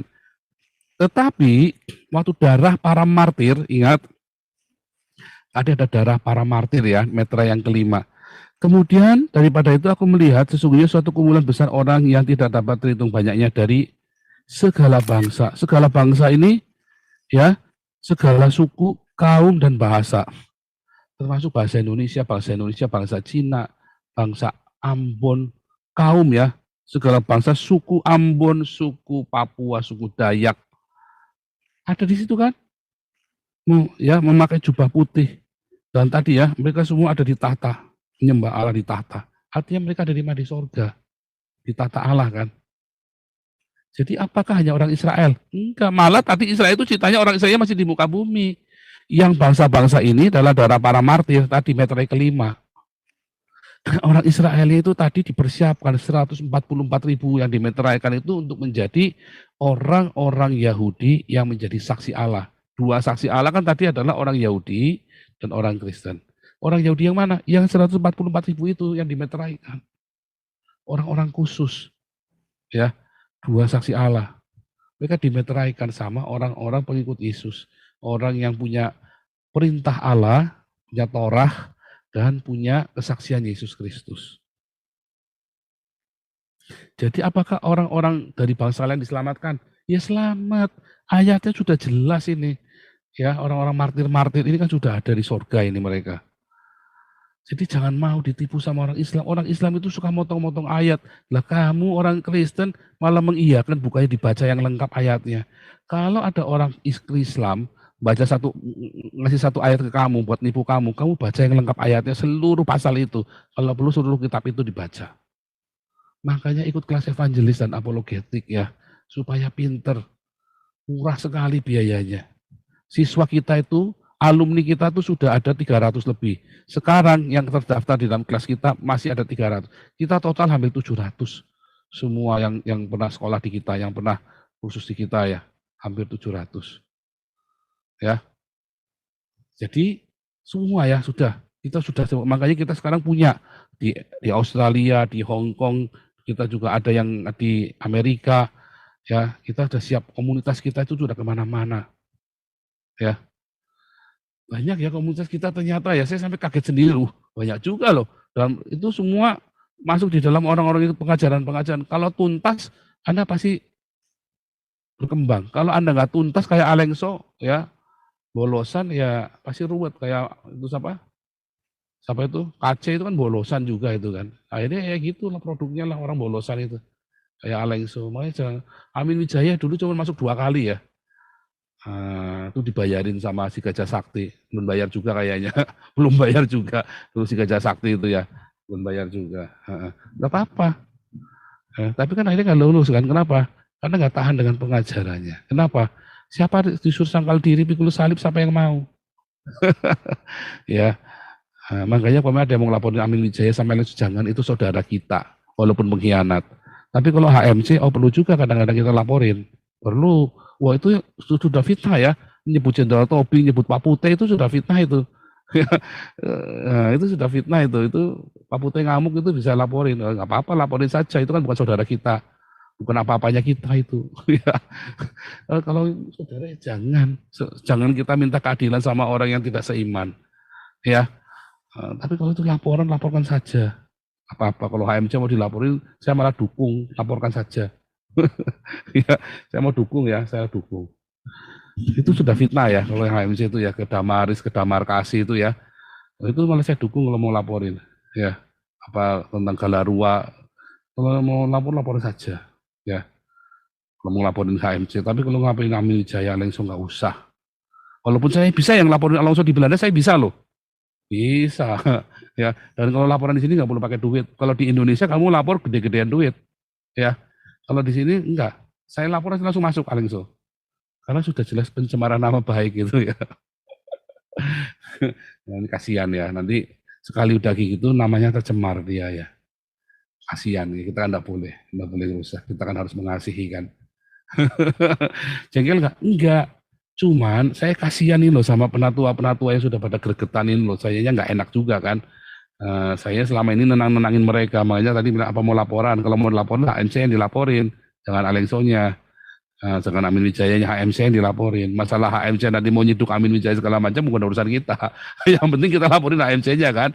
Yang saudara yang kita laporkan HMC-nya. HMC yang mau nyiduk kemana-mana kan bukan urusan kita. Ya kamu rebet sana sini nggak urusan kita. Biar dia pusing kan.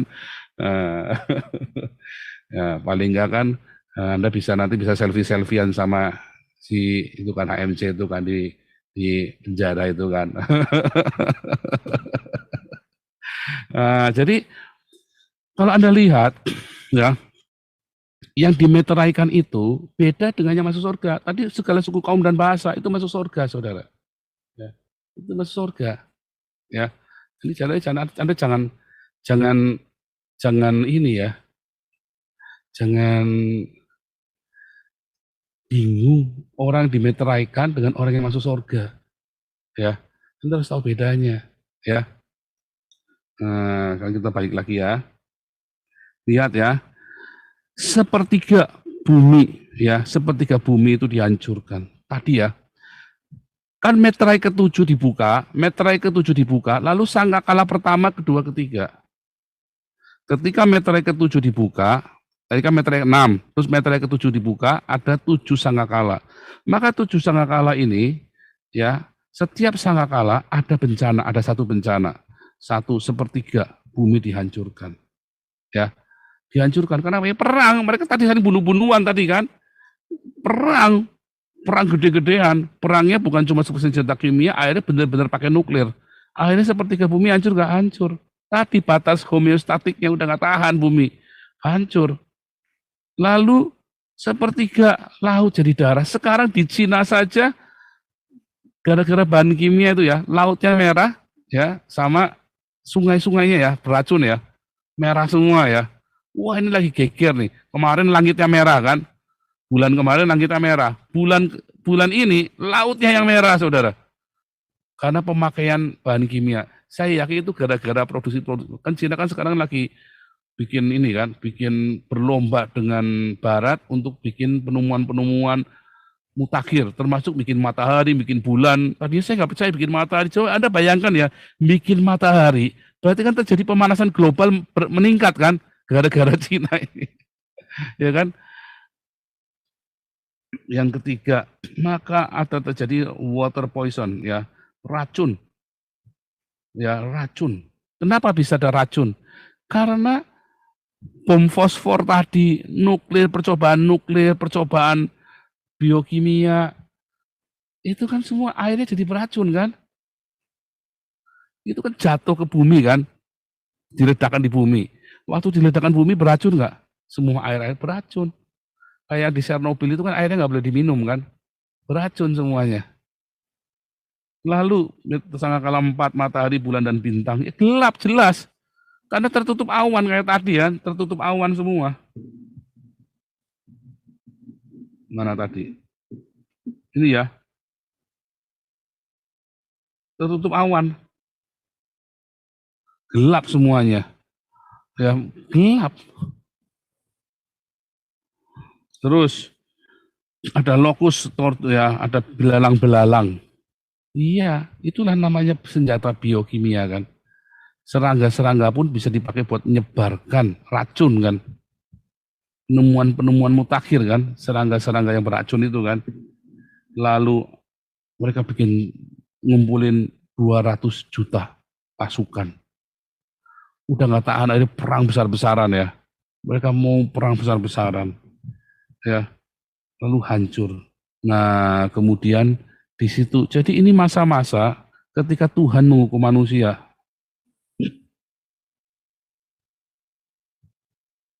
Tuhan menghukum manusia. Dan hukuman ini adalah bagi orang-orang yang ada tanda antikristus. Anda yang tidak mau bersyahadat kepada Islam, Anda akan selamat. Tanda antikristus kan syahadat. La ilaha illallah Muhammad Cabulullah itu kan, 666 kan. Anda yang tidak mau bersyahadat, Anda akan lolos. Anda akan dipeliharakan. Kejadiannya sama seperti orang Israel di Mesir. Ketika seluruh orang Mesir itu mengalami 10 tulah, ini kan 7 tulah, ini kan 7 tulah dari Mesir kan. Yang 7 ini kan dari Mesir, sama persis. Ya. Ketika orang Mesir mengalami tulah, orang Israel nggak ada yang kena tulah loh. Bahkan ketika anak sulung di Mesir mati, anak Israel nggak ada yang mati. Padahal mereka tinggal di antara orang-orang Mesir. Nah itu sama dengan nanti orang-orang Kristen, orang-orang yang percaya kepada Yesus yang tidak mau membaca syahadat Islam. Makanya Anda hati-hati kalau sudah baca syahadat Islam. Ya, Anda jangan senang-senang ya.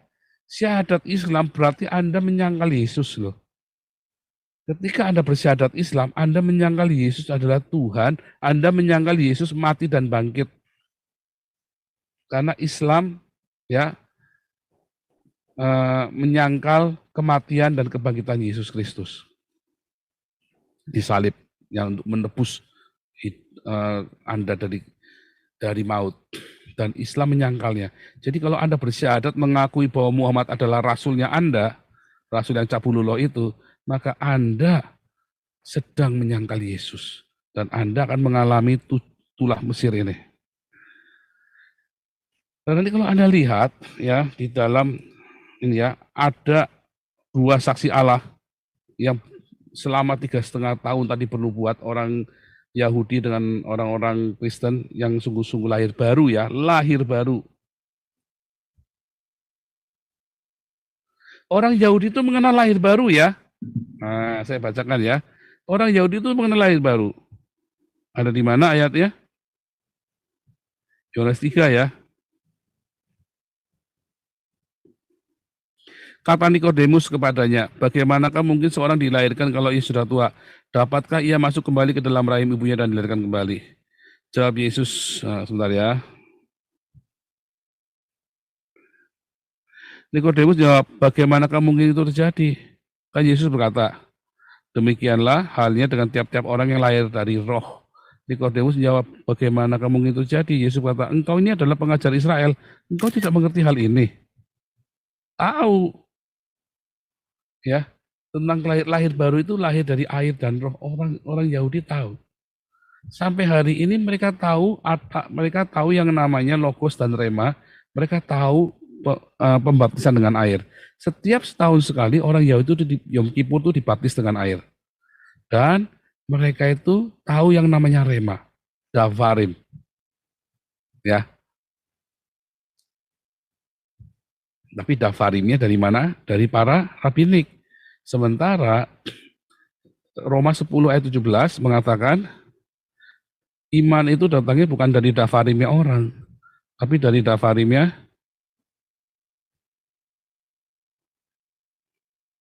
iman timbul dari pendengaran oleh davarim. Davarimnya Kristus, bukan davarimnya para imam dari Talmud. Bukan davarimnya pendeta, tapi yang dari Kristus. Firman yang dari Kristus, artinya rema. Anda baca logos Alkitab, ya, lalu Anda melakukan diakonia, rajin diakonia. Ya, diakonianya ke Damaris, bukan ke Gilbert, juga bukan ke saya. Ya. Nanti Anda akan mengalami.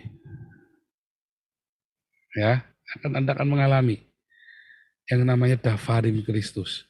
Itulah kepenuhan Roh Kudus. Bukan yang sandalawas itu. Bukan, ya. Balik lagi ya. Jadi saudara, kalau semua tulah ini sangkakala ke-1 sampai ke-6, ya, itu terjadi, tulah-tulah itu hanya bagi orang-orang yang ada tanda-tanda antikristus. Yang tangannya ditato la ilaha illallah Muhammad Cabulullah sama kepala jidatnya ditato la ilaha Cabulullah itu. Ya, Anda bersyahadat Islam. Lalu dua saksi Allah ini nanti akan dibunuh, saudara. Di dalam Wahyu 11, dua saksi Allah ini akan dibunuh. Ditaruh di tengah jalan. Orang Kristen dan orang Yahudi, balik lagi itulah darah para martir. Ya, itu nanti akan disiksa, dibunuh, saudara. Orang-orang Kristen, Tuhan Yesus sudah berkata, kamu akan dibenci karena kamu memberitakan Yesus. Dan seluruh dunia itu diislamkan. Ada orang-orang seperti saya itu Anda nggak suka. Ya, yang memberitakan Injil. Ya, Anda nggak suka. Anda maunya tuh berkatnya teologi kemakmuran yang enak-enak terus. Dikasih tahu yang benar Anda nggak takut. Saya tidak suruh Anda membenci orang Islam. Saya suruh kasih makan musuh-musuhmu. Berilah makan bila seterumu lapar. Ya, ya kan? Ya kan? Ngerti saudara? Beda, kalau orang Islam itu benci saya, mau bunuh saya. Kalau saya suruh kasih makan orang Islam. Ya. Lalu lihat dua saksi Allah ini dibunuh. Ketika dua saksi Allah ini dibunuh dan mati, saudara. Artinya apa? Berakhir kan? Baru nanti ada sangkakala ke-7. Ketika sangkakala ke-7 dibunyikan, kata kuncinya itu kan sangkakala ke-7, sangkakala terakhir. Ya, sangkakala terakhir 1 Korintus 15 ayat 52.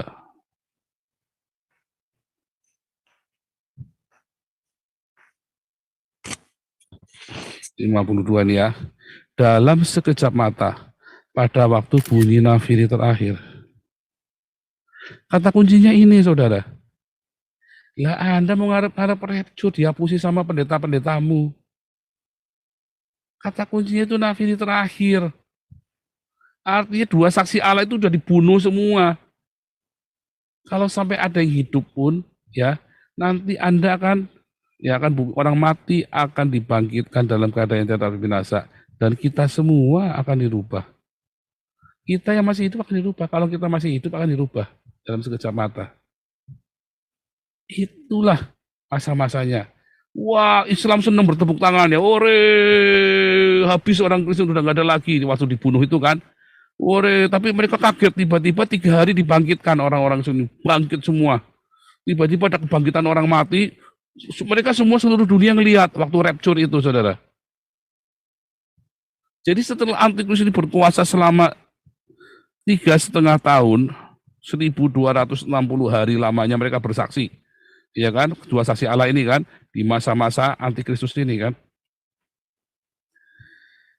Maka saat itu kemudian mereka dibunuh kan, orang-orang Kristen sama orang Yahudinya kan, menang. Wah, orang Islam merasa menang.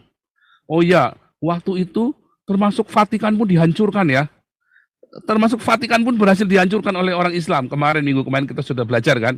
Di masa itu, di dalam 3,5 tahun ini, orang-orang Islam yang menguasai bumi itu akan menghancurkan Vatikan. Oh, berhasil Vatikan dihancurkan.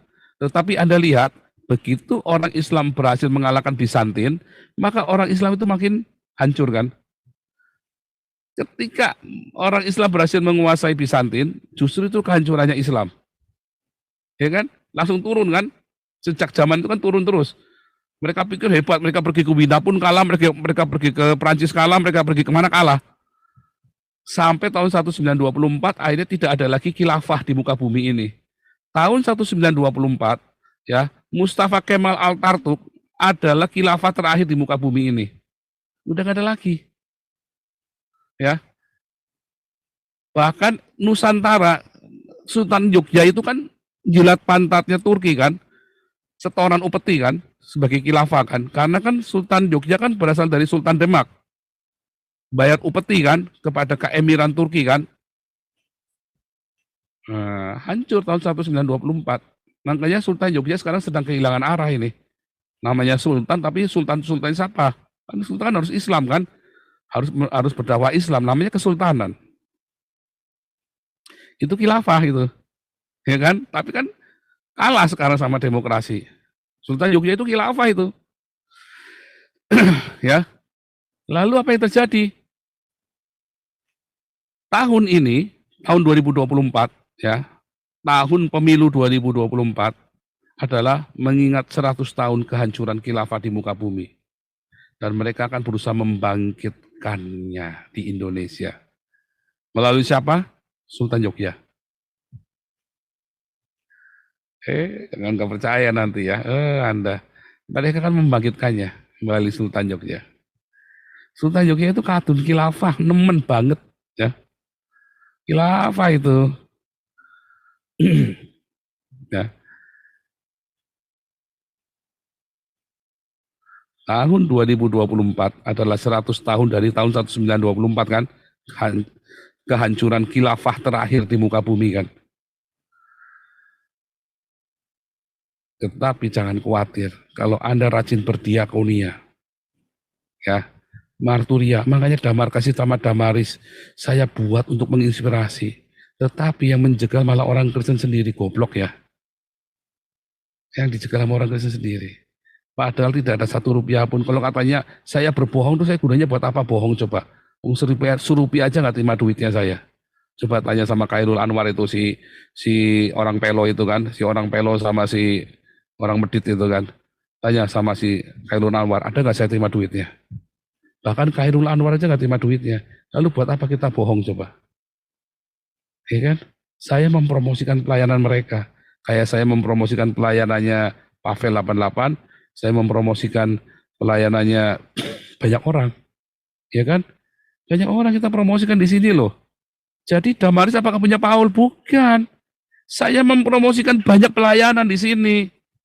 Ya, orang-orang yang tulus hatinya, Ibu Ketua ya, Ibu Mantu, Pak Stephen, ya kan, Pak Alex. Kita promosikan pelayanannya di sini, Pak Khairul Anwar, orang-orang yang tulus di sini. Ya kan? Pak Jenderal Tobing. Kita promosikan. Apa uangnya saya terima uangnya? Enggak. Tanya Pak Alex. Apa uang masuk saya? Enggak. Enggak ada. Ya.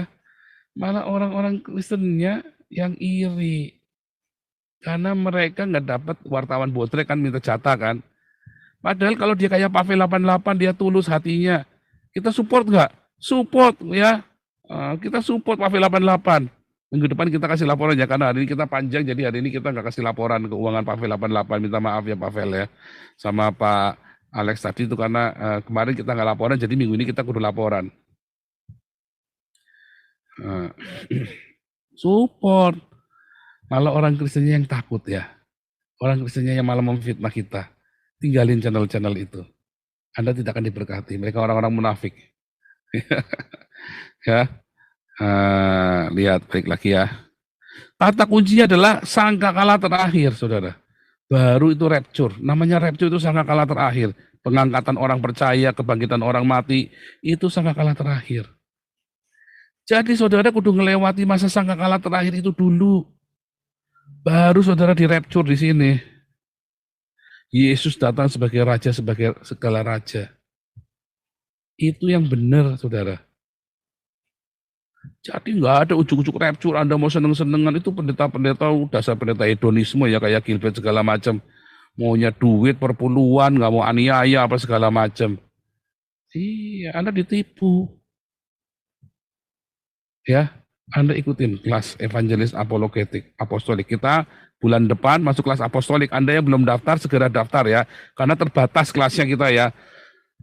Karena kita banyak diskusi. Dan saya banyak cerita rahasia-rahasia kehidupan.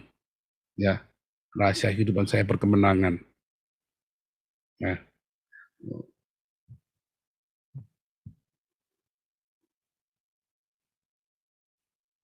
ini ada yang bilang, minoritas nggak usah sekeras. Kamu kalau berani lawan saya, kamu tangkap saya aja, pada nggak bisa kok.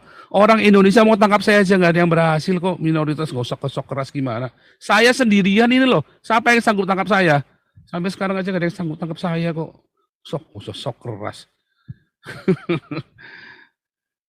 Kalau Alengso itu pengecut ya. Cina pengecut ya. Udah tinggal di Eropa, dia nggak berani sama orang Islam. Nggak punya titit ya. Anaknya mungkin adopsi juga. Jangan-jangan. Anaknya jangan-jangan adopsi juga, nggak punya titit Alengso. Ya.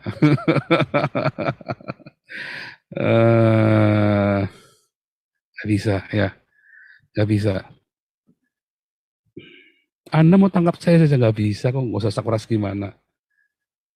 Ya, di akhir zaman orang-orang penakut tidak masuk kerajaan surga. Kenapa saya berani? Karena saya punya cinta. Lihat ya, semua yang saya hasilkan di YouTube ini tidak ada satu rupiah masuk saya. Saya cuma dapat uang dari monetasinya YouTube saja. Ya, kira-kira 8 juta sebulan saya dapat monetasi dari YouTube. Ya, itu pun sebagian saya donasikan kembali. Ya, kayaknya hampir semua, bukan sebagian, semuanya kayaknya saya donasikan semua itu ya. Bukan pamer, bukan, karena memang itu proyeknya kita. Ya, jadi rapture itu saat itu. Oke, terakhir. Ya, tadi saya sudah katakan, ya, Vatikan dihancurkan di masa-masa ini, ya, di masa-masa 7 sangkakala ini. Ya, karena orang-orang Islam ini kan berusaha menghancurkan ini kan. Jadi ketika mereka suruh bersyahadat, disinilah saatnya mereka menghancurkan Vatikan.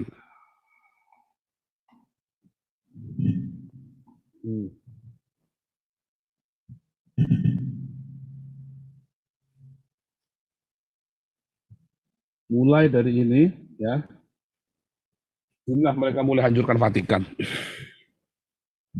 Mereka mulai paksakan, mereka ini ya, memaksa orang untuk jadi Islam. Dan akhirnya mereka hancurkan Vatikan.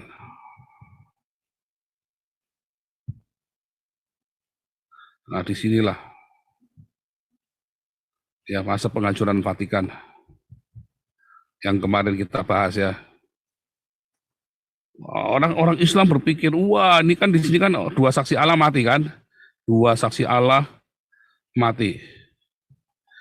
Wah, ditonton seluruh dunia, wah bertepuk tangan. Wah, memang Islam hebat. Allah bubar, Allah bubar, Allah bubar. La ilaha illallah Muhammad Rasulullah. Takbir, takbir. Wah, mereka bersorak-sorai kan, senang. Tapi saudara, kemudian Yesus datang. Firman Tuhan berkata apa? Ia akan membunuh binatang itu dengan hembusan nafasnya. Bunuh saudara antikristus orang-orang Islam ini dengan hembusan nafasnya. Dengan apa saudara? Dengan banyak bencana tadi kan. Wah, orang-orang Islam ini kan disiksa kan. Disiksa saudara, disiksa dengan bencana-bencana alam. Tapi mereka heran, orang Kristen, orang Yahudi nggak ada yang kena bencana. Ya.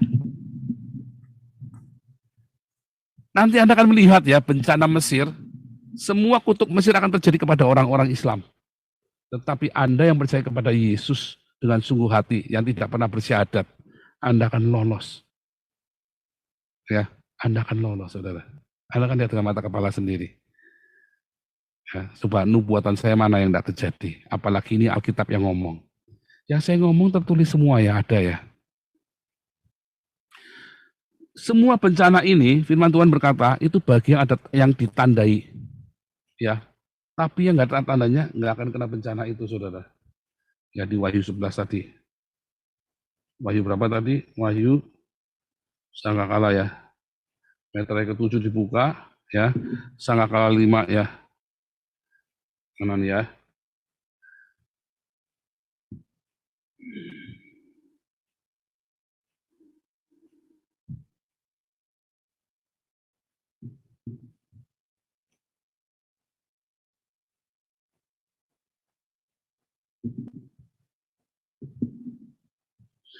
Eh,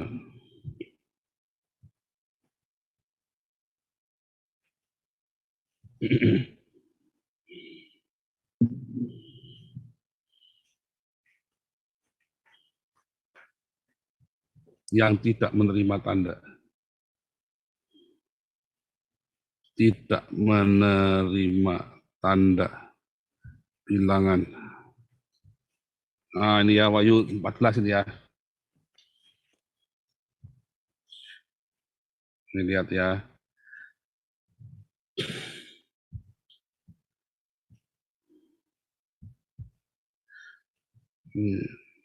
Dan seorang malaikat lain, malaikat ketika menyusul mereka dan berkata dengan suara nyaring, jikalau seorang menyembah binatang dan patungnya, menerima tanda pada dahinya atau pada tangannya, itu artinya bersyahadat Islam.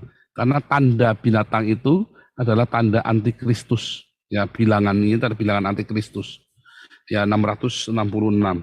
Ya, maka ia akan minum dari anggur dari cawan muka Allah tadi ya, dari mulai sangkakala 1 sampai sangkakala ke-6. Ya, sampai sangkakala ke-7. Dan ia akan disiksa dengan api dan belerang di depan mata malaikat kudus. Maka asap api yang menyisa itu naik ke atas sampai selama-lamanya. Siang malam mereka tidak henti disiksa itu mereka yang menyembah binatang serta patungnya itu.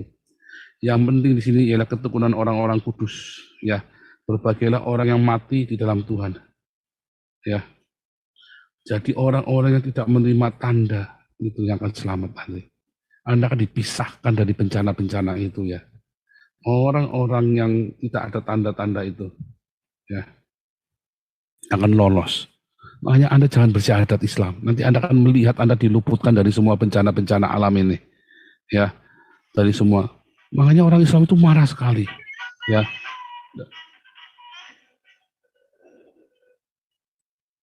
Ya. Nanti Anda lihat ya. Mereka sudah dihajar pun mereka masih marah ya. Gimana tadi ya? Mereka masih menghujat Tuhan.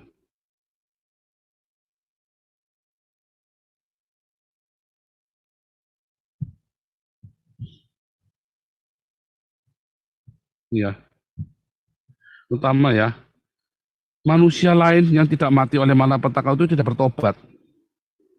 Nah, mereka tidak berhenti menyembah roh jahat, berhala-berhala emas dan perak dari tembaga batu kayu yang tidak dapat melihat atau mendengar berjalan. Mereka tidak bertobat dari pembunuhan, sihir, pencabulan, dan pencurian.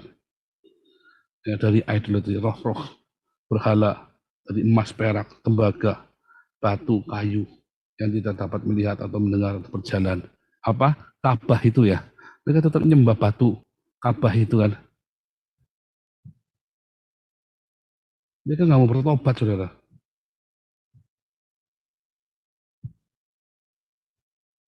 Nah, mereka bahkan menghujat Allah ya. Nah, mana tadi ya, yang bahkan mereka terus menghujat nama Allah.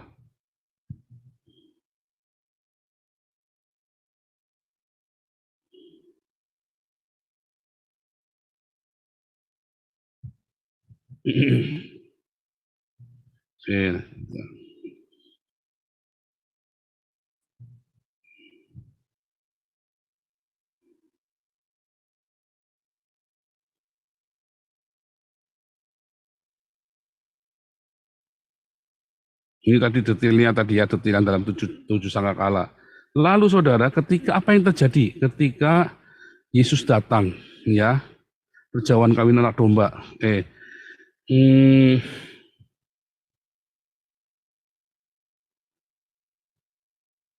Lihat ini ya.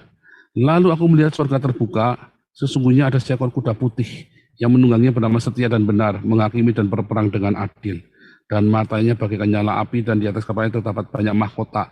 Daripadanya tertulis suatu nama yang tidak diketahui seorang pun kecuali ia sendiri. Dan ia memakai jubah yang telah dicelup dalam darah. Namanya ialah Firman Allah. Pada mulanya adalah Firman, Firman itu bersama dengan Allah, dan Firman itu adalah Allah. Siapa? Yesus. Dan semua pasukannya di sorga mengikuti dia. Mereka menunggang kuda putih dan memakai lenan halus yang putih bersih. Dari mulutnya keluarlah sebilah pedang tajam yang akan memukul segala bangsa, yang akan menggembalakan mereka. Ya, wah ngeri saudara. Bentar ya.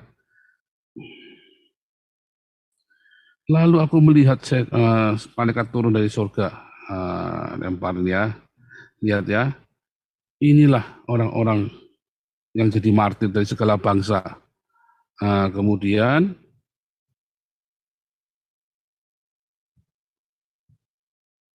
sebentar, tadi ada yang binatang itu dimasukkan ya, ada yang kelewat satu sebentar. Ada yang terlewat satu. Ada yang terlewat.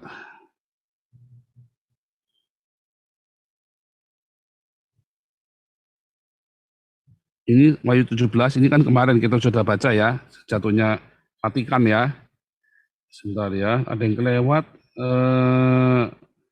Islam itu dihancurkan nanti ya, iblis dan kemarin ya. Siapakah yang dulu kita pernah bahas ya di minggu kemarinnya lagi, ya orang inilah yang masuk ke neraka pertama kali, yaitu orang-orang Islam. Sebentar.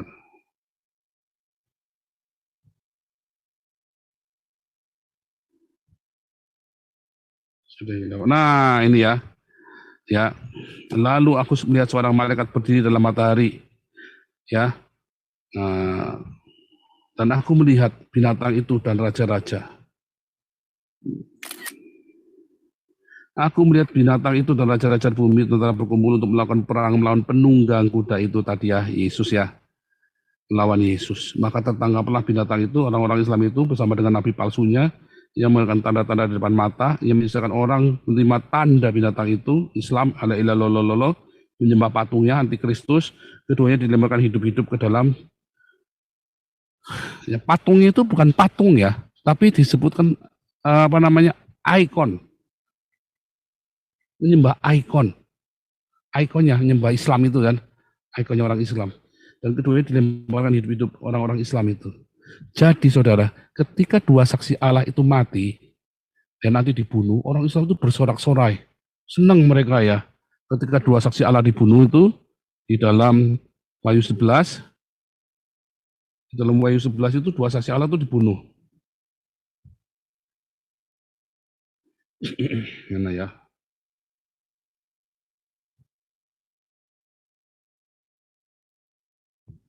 Nah, ini ya.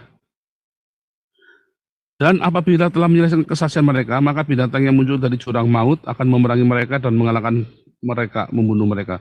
Mayat mereka akan terletak di jalan raya kota besar, secara rohani disebut Sodom dan Mesir. Ini cerita tentang hedonisme ya, dan tentang perbudakan dosa. Hagar adalah gunung Sinai di tanah Arab. Di mana juga Tuhan mereka disalibkan. Ya, di antara kemunafikan agama, di antara hedonisme. Islam itu hedonisme ya. Mereka senang hidup mewah, kehidupan mewah dan seks. Ya, seks, hedonisme itu seks dan mewah kan. Ya, dan Mesir. Inilah roh agamawi kan. Ya kan? Islam itu kan. Yesus disalib di antara orang-orang yang hedonis hidupnya, yang ingin menjual beli agama dan roh-roh agamawi. Dan orang dari segala bangsa, suku, kaum, dan bahasa melihat mayat mereka 3,5 hari dan tidak boleh dikuburkan. Ya, mereka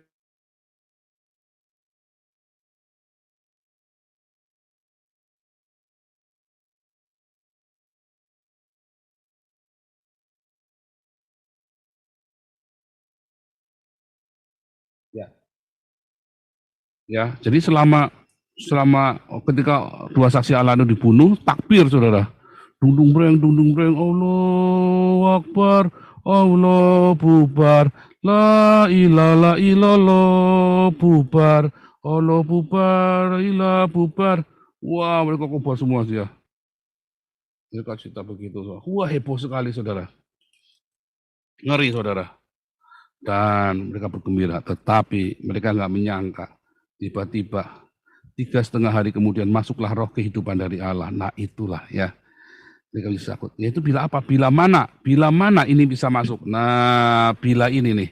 Malaikat ke-7 meniup sangkakalanya. Karena kebangkitan orang mati. Ya, cerita tentang kebangkitan orang mati dan rapture itu adalah di saat sangkakala ke-7 dibunyikan. Ya, maka akan masuk roh kehidupan di sana. Begitu, nah, maka terjadilah. Ya, mana tadi? Masuklah roh kehidupan dari Allah di dalam mereka sehingga mereka bangkit dan semua orang melihat mereka menjadi sangat takut. Dan orang itu mendengar suatu suara yang nyaring dari surga berkata kepada mereka, naiklah kemari. Lalu naiklah mereka ke langit diselubungi awan disaksikan oleh musuh-musuh mereka. Ya, wah kaget semua orang-orang Islamnya kaget. Anda semua akan kaget. Anda yang tidak percaya Yesus kayak Alex segala macam pengkhianat-pengkhianat ini akan kaget saudara. Akan kaget saudara. Ya, kaget. Mereka nggak menyangka. Dia nggak nyangka karena dia pendek pikirannya. Dia berkhianat, dia dekat-dekat orang Islam, dia pikir dia akan selamat. Dia cari muka, dia cari nama. Ya kan?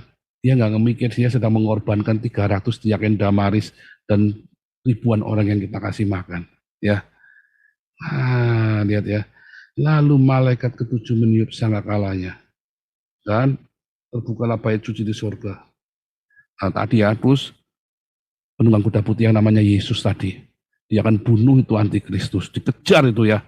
Maka orang-orang Islam itu yang pertama kali enggak pakai dihakimi, langsung dilempar ke neraka saudara. Enggak pakai dihakimi, langsung dilempar ke neraka.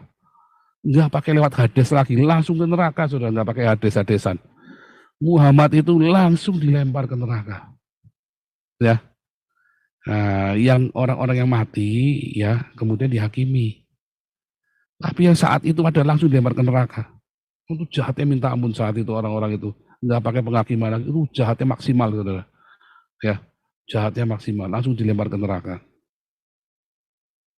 Ya, nah sampai situ. Jadi saudara, bila itu terjadi tadi ya, Israel tahun 1968, terakhir ya, pas nih ya, yang terakhir. Apabila pohon ara bertunas tahun 1948, pohon-pohon lain juga Indonesia 45, 46, 48, 1950, ya negara-negara lain kan, ya kan, berdirinya negara-negara lain kan, berdirinya banyak negara. Ini Israel. Maka generasi ini, angkatan ini 120 tahun. Dari mana? Dari Kejadian 6. Sesungguhnya usianya akan tersisa 120 tahun lagi. 120 tahun dari ini. 2068 saudara. Maksimum itu akan terjadi. Artinya abad ke-21. Islam ini akan dihancurkan. Bagaimana dengan Kristen? Oh Kristen, Tuhan nggak urusan dengan Kristen. Tuhan urusannya dengan pengikut Yesus. Ya, pengikut Yesus.